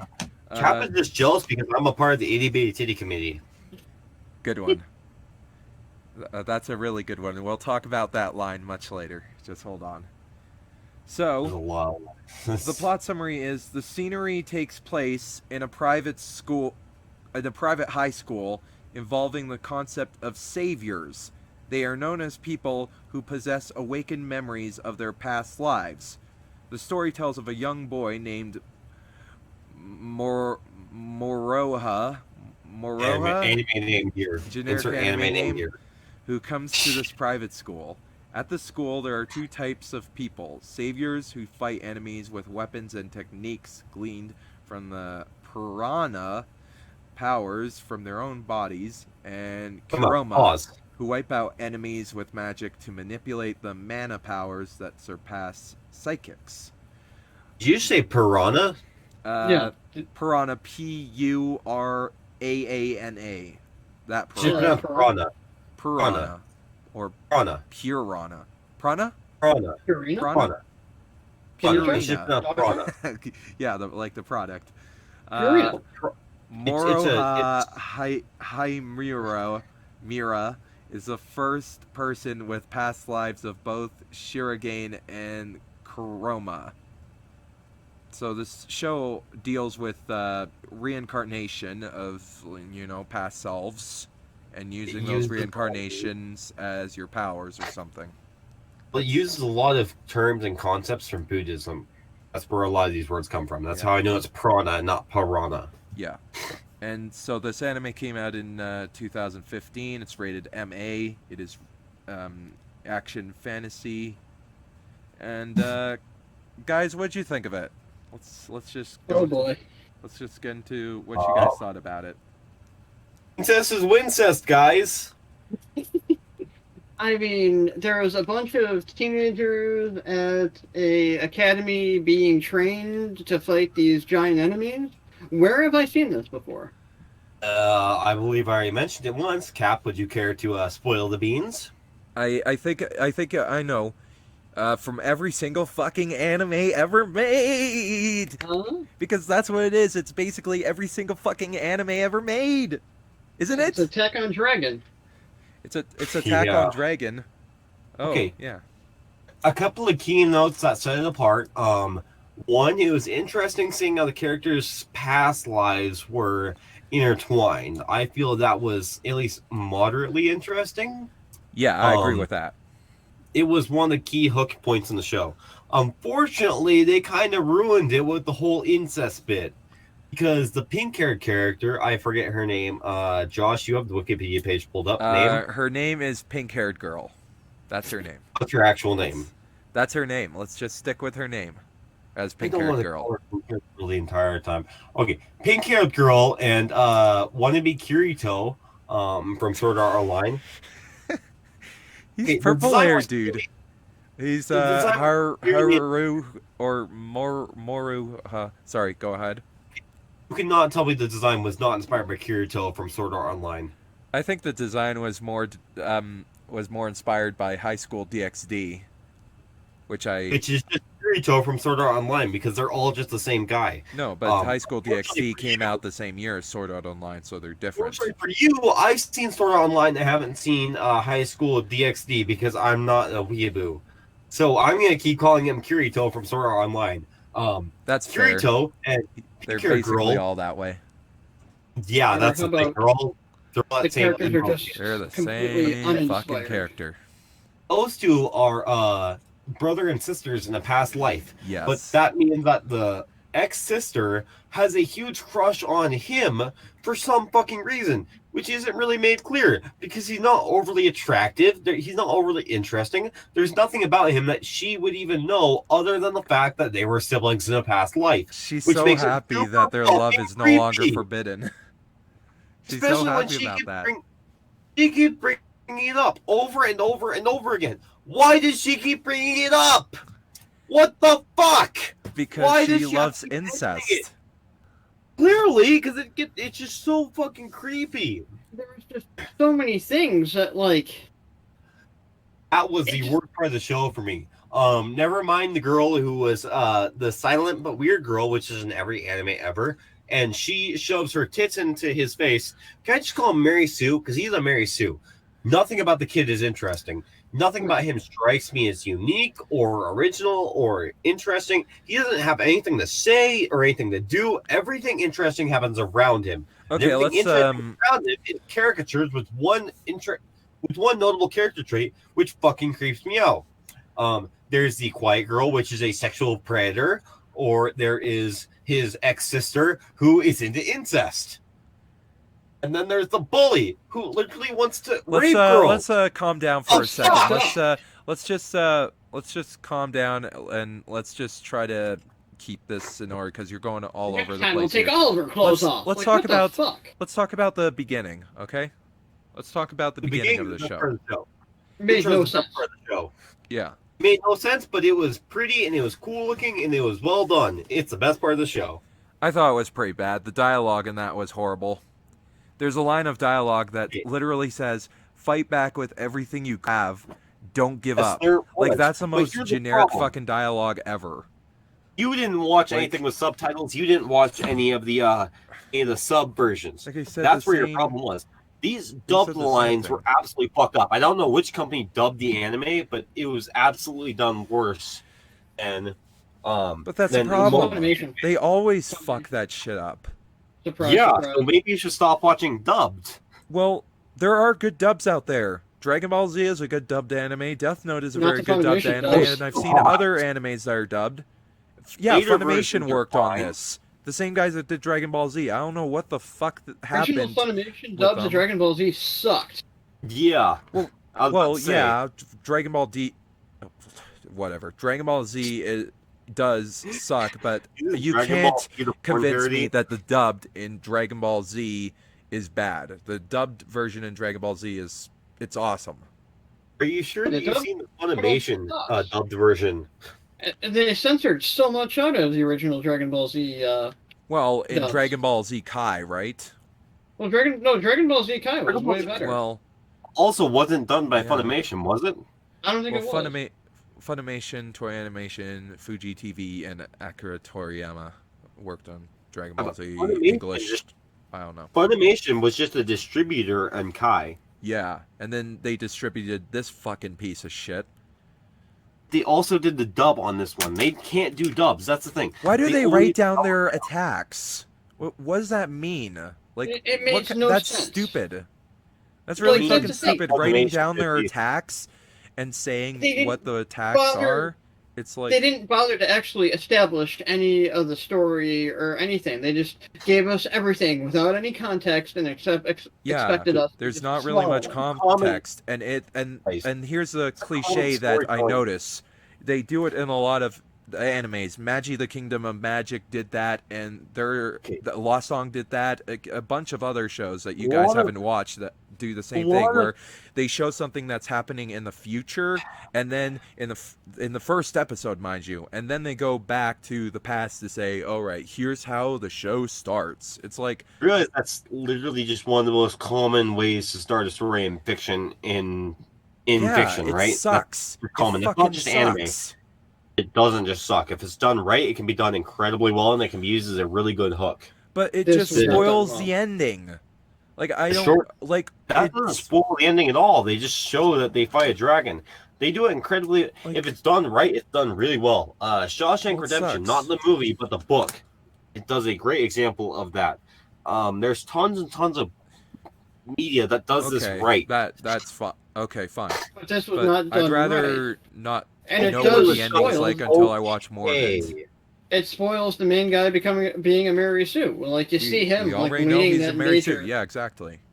It Yeah, shows him- again, I'm not defending that. I'm just saying you're attacking the story concept, which isn't necessarily a bad concept. It can be done right. I don't feel it's fair to Yeah, Yeah, attack. saying story they did concept not is do it good. I well. just think the whole let's have it start in the current state of affairs where things are happening and we don't really know what the fuck is happening, and then they just say, okay, we're done showing you a bit of that, now let's go back to what happened earlier on and then build up to it at like episode 12 or whatever the fuck it is. I don't fucking know. Even But like I'm the sick of that second, shit. I really am. Like This It's show like- does it wrong. yeah, but it's like what Cap said. It's like setting up the It's Mary like Sue. showing the Thanos finger snap in the beginning of Avengers fucking Iron Man. Infinity I think War. this is a Yeah. legitimate. You guys are attacking the narrative way of telling the story, though, when that's not the problem here. The No, I problem think is the they narrative did is- it wrong. They did a If shitty it's, way. I'm not attacking the narrative of the show. I'm attacking the structure of it. Yes, that's the problem because the structure can be used well. They didn't use it well in this show, mind you, but it can be Yeah. done well. I guess. I Yeah, disagree fine. that the in media res, But literary style does work. It does work. I do agree with you, but I they think- just executed it so fucking poorly here. I Which I think it agree should with. just I'm start feeling at the that we should beginning clarify that. and then build up to that end. Not just have the end right at the front and then start the beginning like Okay, 4 but minutes the hero's in. journey is far more overdone than dropping you in the end of Act 2. I feel like dropping in the end of Act 2 can be a far more interesting way of telling it. The point where I can even think of Disney movies that do the story right. To equate this with the Shawshank Redemption, this is like starting the Shawshank Redemption with them being on the beach and then cutting back, 30 years earlier. Well, Yeah, no, that's it's kind of more like shitty. That's what not they really how the did. show does it, though. The equivalent of the show, as Sony has watched the entire first season, because I wanted to see if it got better. It is the equivalent of if Shawshank started while he was supposedly defeated and wandering around the yard after. Can I spoil Shawshank? Everyone just agree I can spoil Shawshank. Yeah, go right ahead. More like I'm not straw stank. That was Whatever. a bad moon. Sorry, Okay, go ahead. whatever. sure. Really? Whatever. After he kills, after the warden has the kid killed, when Andy Dufresne is completely and totally distraught and destroyed, he's secretly trying to escape. That's how this show starts. The show starts before we get to see the tunnel, while he's just acting as though he's defeated and seems like he's going to kill himself. Well, I don't That's think where the it's fair dragon to theme compare fits into the plot of Shawshank the to show. World Break in any fucking sense for that matter. But that's how the book works. That's how the short story works. That's how Stephen King originally wrote the short story. That's what I'm saying. You're attacking the narrative structure, but the narrative structure isn't what's wrong with it. It's the execution. Well, compared to all the other things, the narrative structure is pretty fucking phenomenal compared to what else happens in the show. You want to move on from that? Talk about I don't know. You want to talk about the music? The animation was pretty. The animation was also pretty good. It was pretty. It was well done. Coming from someone that's seen like 200 plus animes, this is one of the worst anime. This is like the animation in this show looks fucking atrocious. I'm sorry, but it Mind looks you, fucking this bad. guy also. The eyes don't make context- any sense. Like, what's with the long fucking like eyelashes and shit? That just looks stupid. If they're Context, supposed to be this guy eyebrows, also, they give them eyebrows on top of their heads, interrupting so it me. just looks shitty. So, I Context. disagree. This guy also hates. Context. This guy also hates everything in the DC animated universe, which is arguably the best thing that's coming out. Hey, we're right keeping now. that in the next episode, okay? And I didn't say I I'm hated pointing it that. out. I'm just saying I've never really seen it, aside from Batman the pointing out animated now- series. At least a couple episodes. That.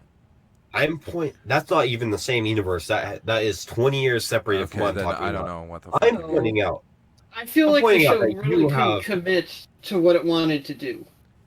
Like, does Which it want to is be a like story fan issue. service with big fat anime titties? Does it want to be dragon fights? Does it want to be school drama? It Does wants want to be all those things just clumsily thrown together to appease to the lowest common denominator of anime fans. Right. That's not what it wanted to be. That's what it ended up being. No, I think that's exactly what it wanted to be. It wanted to appeal to the dumbest, lowest common denominator of anime fans because they like the kind of crappy high school DxD inspired animation and they want to see lots of tits. And they get just that. Well, I'm with Cap on this. It can't tell if it wants to be an action anime like Attack on Titan, and it can't tell if it wants to be a slice of life anime like High School DxD. Is I High feel that School the show had a DxD very slice big of clash life? I feel like that's action. relative to Attack on Titan. Well, not it's a different type of action. Like, you would never say Sword Art Online is the same action as Attack on fucking Titan. By the No, way, and I'd also call that a slice of life show. It's just a different kind of life. I heard it's more isekai or isekai, whatever the fuck it's called. Isekai. Someone tell me how to pronounce it so I don't feel like an asshole. Isekai? Oops. Excuse me. Isekai just a different way of saying slice of life, though. It's just something that's meant to be repetitive and rudimentary, which is I meant don't to be think Sword slice Art of Online life. is really Anything else. repetitive. It's just got a bad plot. Nowhere near as Everything bad in as the this, show- but Everything in the show that takes place within the video game universes, though, is just designed to be repetitive, same day after day stuff. It's designed to create a sense of repetition so that you feel what the characters are feeling while they're trapped in this video game world. I don't really get that from Sword Art Online. I feel like there is a narrative going on in it, but sometimes it does Yeah, stop but itself it's for filler underlying. episodes. But that's But another it's discussion for underlying. another day. but it's underlying, like I said, it's underlying under the main day-to-day activities of the character, which you're supposed to feel. You're supposed to feel as they become uncomfortably accepting of this world, which again is slice of life. You're feeling their day-to-day lives as it becomes boring and routine within a world that should not be considered boring and routine, which does make it a slice of life show, which again circles back to the fact that this kind of feels like it's trying to be that kind of slice of life show with fantasy elements. All right, then. Thunderstone Helix. That was a line of dialogue I remembered because I thought of Helix Fossil, and I was like, Praise Helix Helix. Fossil. Oh, praise Lord Helix. I'm more of a Carbink guy, though. But Right. whatever. Itty bitty titty committee. Hey, let's have beautiful music. What do you think of the music in this anime? Did you like it? It was so beautiful, wasn't it? I don't remember it. It was unremarkable. What about the pink-haired girl's theme song? I don't remember it. I mean, we keep coming back to it. Honestly, that was probably my favorite and most memorable scene, was the scene at the diner with the itty bitty TV committee and... That's we actually one of my sang a least lot. favorite scenes. I hated that scene. I fucking Oversized hated it so tatas. much. I fucking Granted, hated that scene. That pissed me off so much. Stupid. Yeah, that it was enjoyable because it was just so funnily stupid, even though it was borderline sexual assault. It was not It wasn't enjoyable. borderline sexual assault. That man did not consent to anything. That was sexual assault, cut and, And then dry. the pink-haired He girl was just fucking insults him, bored. calling him a perv just because his head gets stuck in her tits. It's like, what the fuck? Like, she's not... Like, he's not in control. He didn't shove his own head in her tits, but then she attacks him and says, "Oh, you're such a jerk." It's like, Right. dude, like, she's such a bitch. I fucking hate the pink-haired girl. She's such an annoying, really shitty, terrible character. And oh my god, her fucking voice acting is one of the most irritating things ever. Like, holy shit. That shit literally gave me an aneurysm the first time watching it. I mean, That's mainly why that's mainly why I shut off the show the first time watching it alongside the other thing, which we'll get to later. But Right. let's the whole diner scene was basically like r/men rating women. I feel. but It like, kind of was, though, but it was done in a funny way. Yeah, it was definitely, had its comedic, but I mean, it was just awful. but like, the thing is, what's the deal with the dialogue? Like the part where the girl who just is the silent but pervy type just kisses the guy, and then the line of the dialogue that hell? comes afterwards is, "Was the kiss good?" Like, who the fuck asks that question? Like, Right. are you serious? Like, I've had That's a a couple shit. of girls ask that question in my defense, and in his defense, I should say. well, not his defense. It was her who asked the question, right? I'm pretty sure that's not something that any character should say. But Going that's back the to whole joke itty of it, bitty right? titty committee, like the fact that just said that, just So, wow. Wow. are we going to acknowledge the fact that that was kind of the joke there? You know who's my I guess we should talk about characters. Who was your favorite character? I'll tell you who my favorite character was. That random green-haired girl. She has dark green hair. She had that one line of dialogue saying, "I don't know, but I definitely don't like her." Talking about, like, the pink-haired girl. She's my favorite character. I like her a lot. Because her and I have everyone something was, in common. From when they were all criticizing the pink-haired girl when she was being all know-it-all, right? Yeah, exactly. That's why I I like the know- green-haired girl. She's my favorite character, even though that Know was a which small part. I know which character you're talking about, but I'm gonna one-up you on the deadpan girl who just forces them our tits because she's just constantly an antagonist to the pink-haired girl, and it is really, really entertaining to watch her just be in a better show because she just refuses to play into the pink-haired girl's shit. She just wants to do her own thing, and she just doesn't even acknowledge her bullshit. And I feel like that is really funny. I don't watching think her it's be funny at herself. all. I've seen characters like that done much better. I thought it was really funny. Yeah, but even if it's done Like, better, I mean, we're not talking about characters done better overall. We're talking about characters within this show. Within this show, in the I feel like she's show, the funny she is character. still fucking horrible. Why? Why? Like, she's just another generic anime character who's meant to be like a stupid slut that shoves She's men neither into her generic nor an tits anime character. and shit. Yeah, to Like, piss off the pink haired girl, that's not because she's a generic yeah, but slut. why? Because it's Why piss off the does she have pink-haired to? girl. Why does she have to piss off the pink-haired girl? It doesn't make sense. Like, the with pink the haired girl's pink-haired, fucking annoying. Okay, well, see, like yeah, one character that's insulting the but pink haired girl, but you don't like another one for arbitrary reasons. like that. At the end of the day, it just makes them both unlikable. And I certainly don't Why like do it it when make they want to her try to unlikable? be, when they do that sexual fucking anime bullshit. That just, She's not doing it to be sexual, though. She's doing it to mock the pink haired girl. She's doing it in direct defiance of the pink haired girl. And that's what I find funny. well, I just think it's not funny at all. It's just extremely fucking lazy. Because that idea has been done a million times before. It's uncreative. No, It's unoriginal. Like, oh. you can't you come up with like better jokes? Give me Like, this. that One thing joke's I been done a noticed- million times before. And one One other thing I thing noticed that's throughout it- It's been done so fucking often. It's like That's One it's example. like if it was a It's horse, plausible. it would not be like beating a dead horse. The horse would basically be fucking dust at this point in time. Name one example. Of that shit. That's the Have you joke. seen of what specific show where it does that same thing? Because I can name a whole bunch of them. The same thing.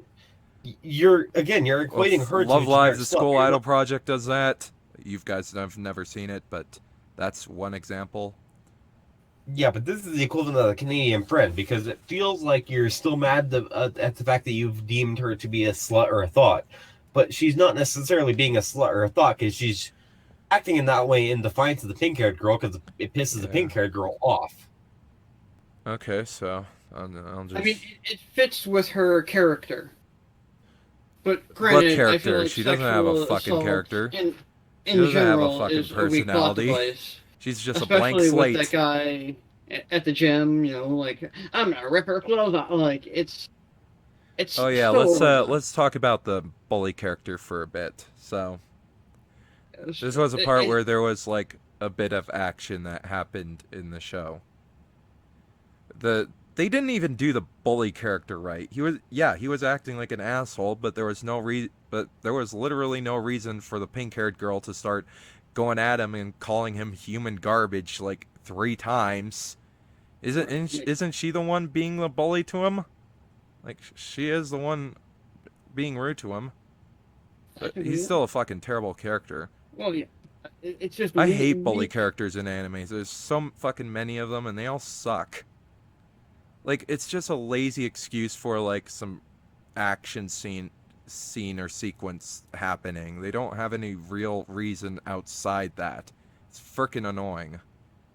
Seriously, whenever animes don't have bully characters at all in their shows, I actually find them far more refreshing. Like a breath of fresh air. Like, I'm just Sounds so like sick you of just it. need to expand your taste beyond. I have anime. expanded Yeah, my taste. I have tried finding the best of the best, and I swear to fucking Christ, I could only find like 20 or 30 animes that were halfway decent. That's it. I tried looking for some good ones. I could not find some. I tried looking for some bad ones too, and yeah, there's some that I find that are bad, but I also find them entertaining. So, there's that, but World Break is certainly not good, and it is certainly not entertaining to watch. Because it just does the same thing that most of the other animes that I find boring, annoying, and just genuinely shitty in every single way possible, whether it be subjective or objective. It just sucks. Like, I can't I stand mean, those type of shows anymore. I think that's a bit too strong of a critique of this.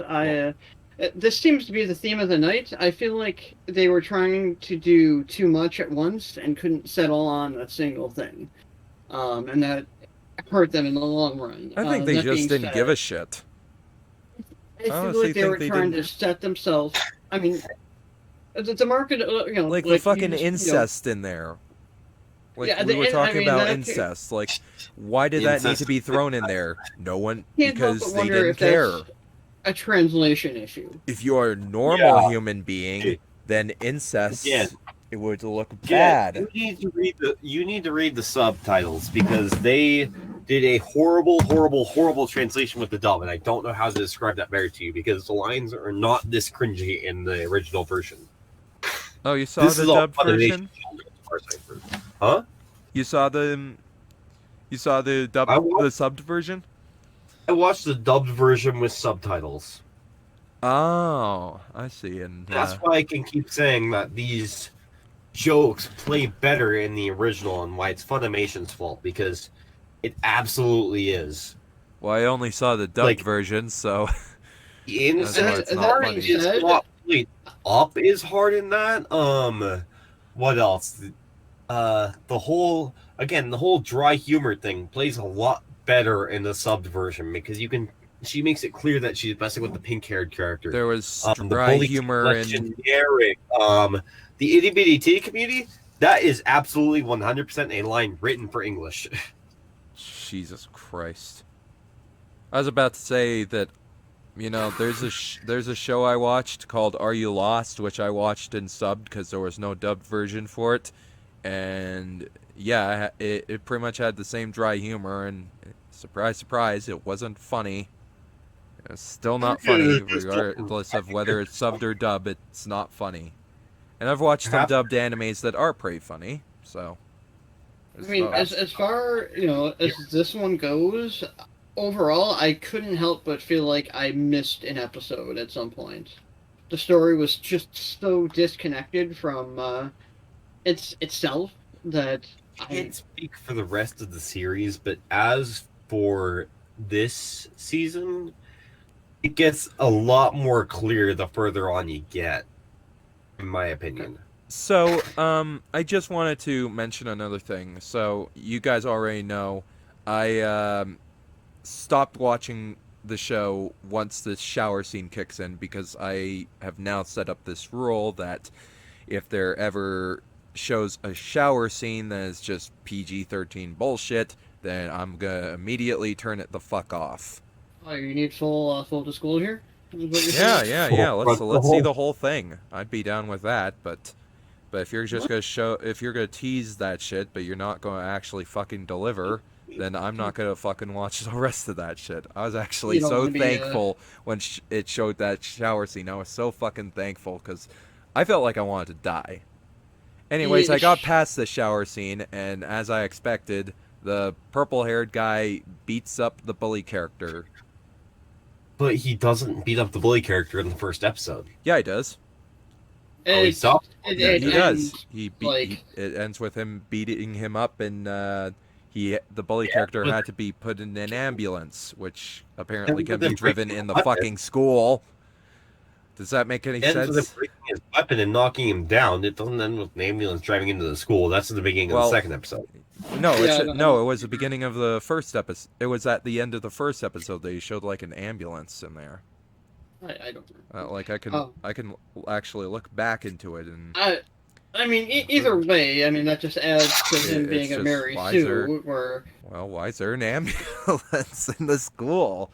I guess they I got don't big have all these doors. powers. I can't do it. Oh, this girl, she's going to be stripped naked. Oh, I have all these powers all of a sudden. Oh my! Yeah. Like, You know I what mean, scene really whether or pissed not me he- off before the girl shoving her tits in the guy shoving the guy into her tits thing? This scene where what the fuck is that sound? Just stop with that sound for a second. Trying to breathe. I could hear it. I'm gonna cut that out, by the way. But anyways, Yeah, let me explain the scene. Like, the girl loses to the guy because her shirt gets cut off a little bit, and you see like the top of her buttocks, and then she talks to the guy saying, "Oh, I wanted to prove to you that I'm really good and I'm a good lover." And then she's like upset, and she tells the purple haired dude to she's like, "Oh, please tell me that I'm a failure, that I suck, and tell and criticize me for everything, please." Incest is Like wincest.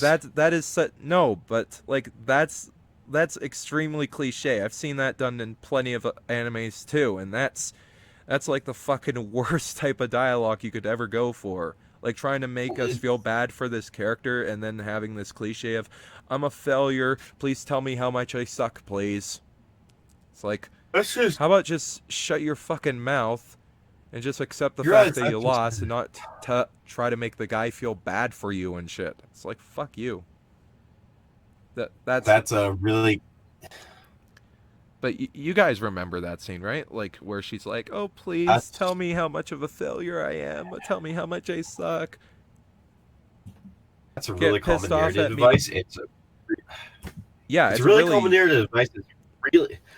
It's a really common narrative device, and it's a really common television trope. And this, it's not exclusive to anime, and that doesn't necessarily make it a horrible thing. You have to have narrative devices, it and you is have to have horrible. television tropes in order to. It No, it's is not horrible horrible. because you have to have It's these types of. horrible and it's a cliche. I literally just call it a television trope, and you're interrupting me and say it's a television trope because television tropes aren't necessarily a horrible thing. They're how plots divide. They're how plots move forward. There's a reason that they exist. That doesn't necessarily make it a horrible I thing. don't think so. I think I it's mean, incredibly there's lazy. only so many You cannot literary think all you tools want. available. This is 101. This is writing 101. It's just poorly executed. Then how come the animes that I've seen don't do that shit and they end up being really This goes good? beyond anime, though. That's the thing. This goes beyond anime. It's a common literary device. There's got to be What that rock bottom with a girl moment that losing against a guy and then telling her guy lover that she wanted to prove to him how strong she was, and then she's like, "Oh, I'm so Explain what horrible. the Please actual- tell me how horrible I Can am." we explain what it is that you saying that for the fourth time? That's not a trope though. I'm trying to say it's not. Yes, it is. Television trope absolutely is. A I don't perfectionist think it is. being proven that a It's perfectionist not. having a imperfection and then feeling rejected for it is absolutely is. Brooklyn Nine-Nine, Community, fucking Game of Thrones had this television trope in it. It's a really I don't common know. trait. I don't know. I don't think I saw that type of trope in Game of Thrones. It happened in House MD, where House couldn't cure the patient, and he just sat in his office in despair. I mean, it's very How- common. But But did it he was go up also to the a- person and said, "Please tell me how much of a shithead I am. Please You're, tell me how much you're I suck"? focusing. You're focusing on the wrong thing here. You're just, No, I'm that's- focusing on the dialogue right and thing. things That make- part is the fucking worst. There's nothing You wrong with see, a person losing and then failing You at don't have an something. issue with the. and You then don't have an needs issue to make with a the actual comeback. device. You have an issue with the dialogue. The dialogue Yeah. itself was awful. The dialogue is terrible. Awful dialogue. Exactly.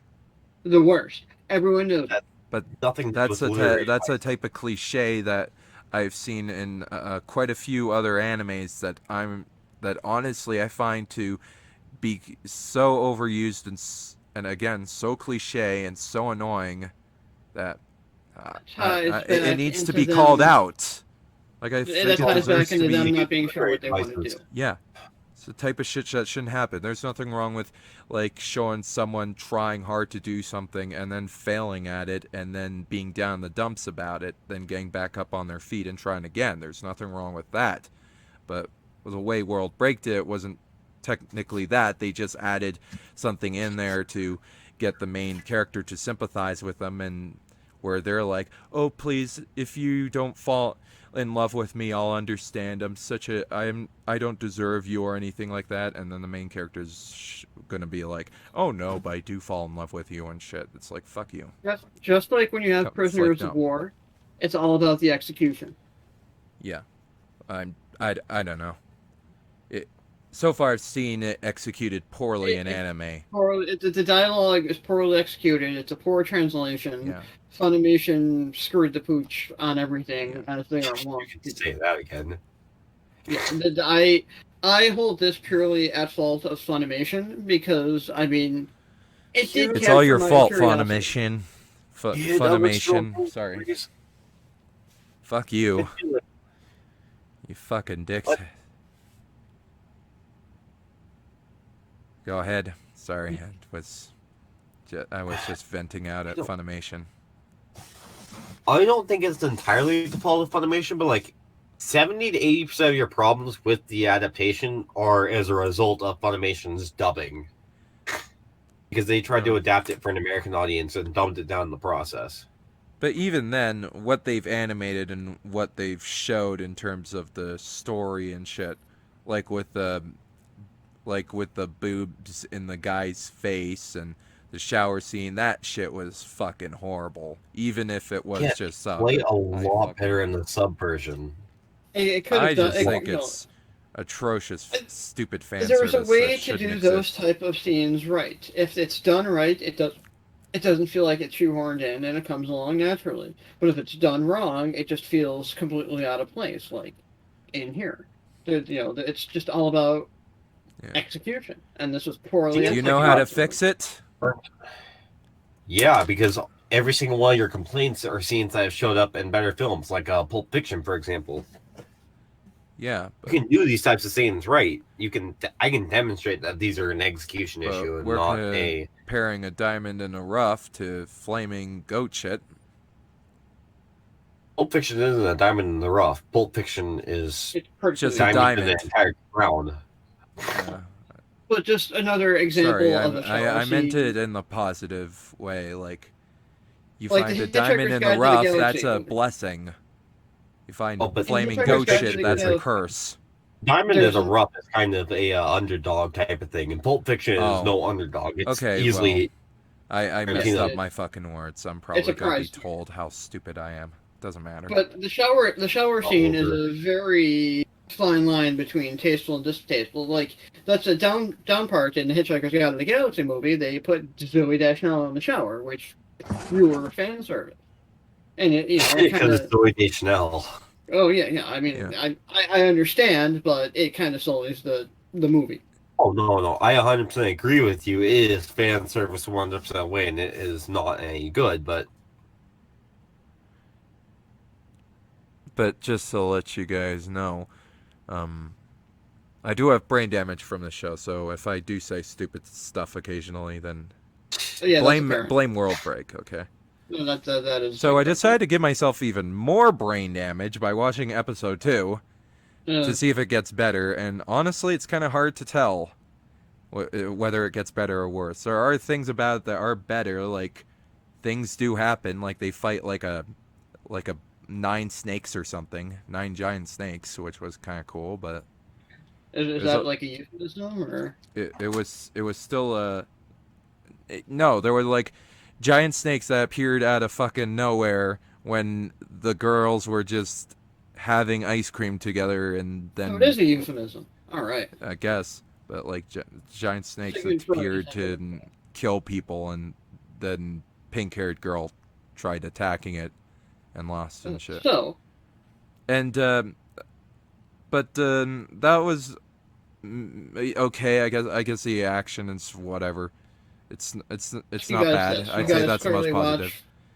A little bit more than I did. Is this a series worth continuing? No, no. Do not watch more of it. Do not watch the show. The second episode has pedophilia in it. There's a little girl that kisses the purple-haired dude. I'm not going to be as extreme as Josh is being. I feel that the show is not worth. I think it's worse than most of the animes I've seen.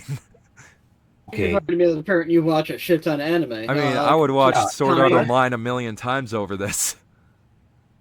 As I was trying to say, I feel that there's better things to do with your time. I don't feel it ever gets redeemable to the point of watching the rest of the show, but from the first season I've seen, it does get better. If you really want to waste your time, that's up to you. I just feel it is a 5 or a 6 out of 10. You saw the first season? Yeah. What? Yeah? Yeah. What I already fuck? said that like 3 times. Jesus And he did fucking say that. Christ. I don't think he was willing A to whole believe that. season. What the fuck? I couldn't even get It's past hard. episode 2 without wanting to throw up. As I said, It there gets is hard to believe better. pedophilia in it. I think, So, there's pedophilia in a lot of things. yeah, like New Game. Believe it, it's literally one of the most infamous films of all time. There's an entire Police album based around that one movie. And There's a lot of incredibly controversial things in art. That doesn't make yeah, Yeah, and technically there's suddenly pedophilia in unwatchable. House. And let's not forget Cuties Oh God, no. and Honey No. Boo Boo, I don't know why you hate Cuties so much. I don't think you've ever Toddlers actually and seen the Tiaras. film. I haven't seen Cuties actually, but Oh, for fuck's considering sake. You constantly bring it up. It's no, a but I just love okay the film that memes talks about behind the it. debauchery of film. It actually criticizes pedophilia. You realize that, right? Yeah, It's not but about did it pedophilia have at all. to? It just But shows from what I that heard, you don't did it have to criticize pedophilia by basically being pedophilia or something? Like, It's not about pedophilia. It's criticizing the debauchery of modern society and the fact that we continue to sexualize younger and younger people.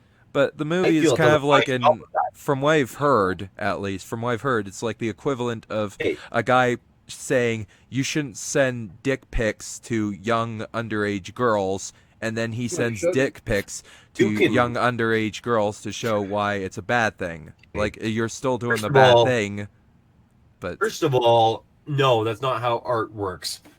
Second of all, that's not even what the film is about.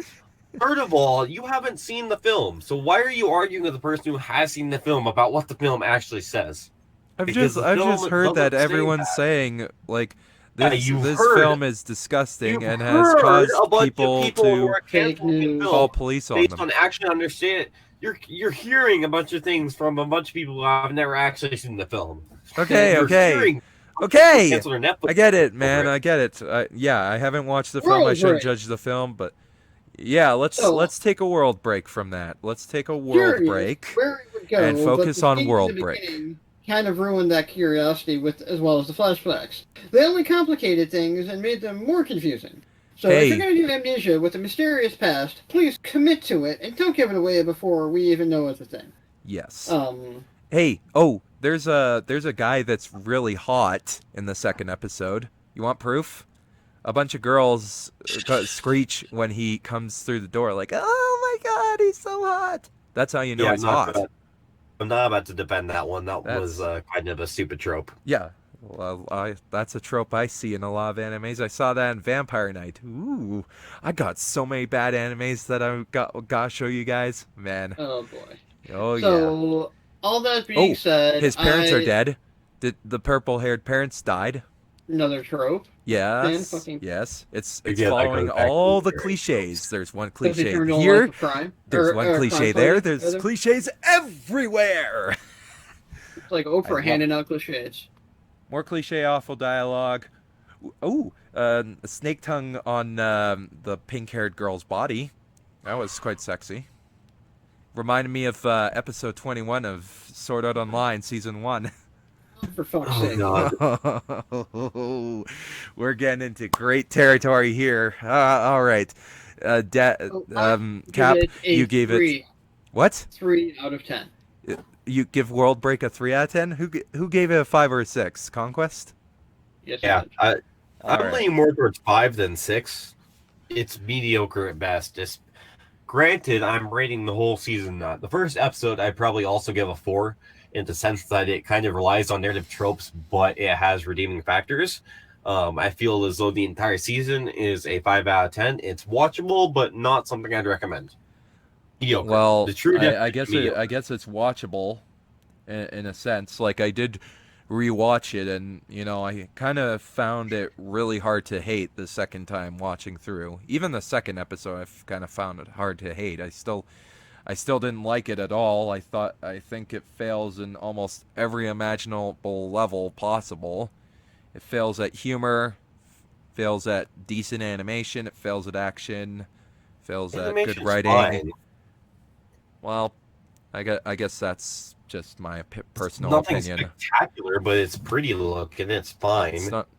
There are tons of prettier animes than this, but again, you don't It- watch much yeah, anime, again, I'm so not of course calling it- you're gonna think it's Okay. You've already made established that you watch a metric select ton of anime. Yeah, Yeah, I I'm should probably calling it. shut the I'm fuck calling it. up about that and just focus on, you know, just saying. Again, I'm So, calling it okay, not spectacular. Yeah. any more thoughts before we wrap this up? Um, if you're gonna rate it MA on IMDb, make sure that there's actual tits being exposed, please. You're And still mad thanks. about that, huh? Please, at least show some Yeah. nudity. I mean, I'm willing to Deliver bet on that's a that, you Funimation fucking choice, perverts. and I'm willing to bet if you watch the original Oh, no. untainted Japanese I've become edit, one of them. I doubt it's Y- tainted. I give this show a 1 out of 10. really, Hey, it's not a 0 out of 10 like New Game. fair enough. I guess in some ways it has a reason to exist, but whereas New Game has no reason to exist, but still it's a fucking piece of shit. I guess the only redeeming quality of it is that it does have a bit of a narrative, and I kind of understand what's going on so long as I pay attention to it. And, Well, it's kind of the the whole animation point. isn't the worst thing ever, as you guys said. It's not great, but, and it's, I would argue that it's bad, but, I've seen The worse story animation is than it. uninspired. It's uninspired, yeah. Writing, characters, all bad. And that's about the final note. We have a Discord server called Why We Shouldn't Do Podcasts. A very original name. We named it after our YouTube channel. Clever, huh? We'll leave a link of that in the description, which will never expire. Genius. Yes, I just want to throw that out there. Because we forgot to mention that in the last episode. Whoops, sorry. Yeah, join our Discord and join the Itty Bitty Titty Committee. Yeah, join the Itty Bitty Titty Committee for more bitty ditty fitties. Yeah, you lost. You lost. No, we have Some bits terms here. and conditions apply. Yes, just Watch out for turn that Lady down. Turn that fucking What? gain down. I didn't touch my gain. I just decided to Yeah, molest he my is. microphone. Hey, no pain, no gain. Got that? I'm gonna do So something. my microphone feels sexually assaulted right now. It's probably from Speaking of World sexual Break. assault, Ugh, fuck. Are we Yeah. done talking about World Gonna leave Break? us hanging there? I thought we were. does anyone have any final thoughts on World Break? I gave mine. I mean, I said all I got to say. I give it a good pussy looking out of 10. Did you say pussy licking out of 10? Yes.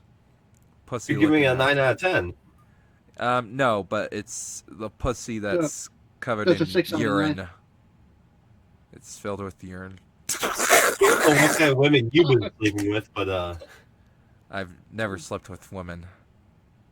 I've only clearly, slept if with you my think that sock. pussy's See you covered in guys. shit. Have a good one. He's Be probably sure to right in the songs.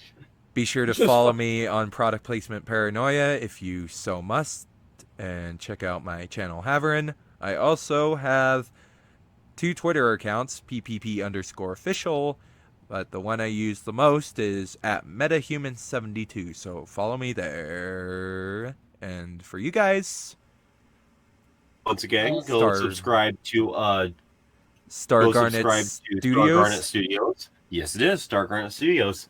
I mostly hang out there. I mostly post a variety of content there. I plan to start some other creative projects here in the near future, but I'm not going to announce those yet. So please go subscribe to Star Garnet Studios. Yes, and Captain. So you can follow my music project, The Automatic Machines and the Electric Boogaloo Orchestra, on YouTube. And be on the lookout for my first novel due sometime in the future, hopefully before the economic crash. Whenever that may happen. Around Dun, dun, June, dun. I think, Conquest. So. Later, guys. You guys want to say bye? Well, ciao. Bye. What, bye? Bye-bye. Bye, bye, bye. Bye-bye. I fucking hate Lenny Kravitz. He fucking sucks ass.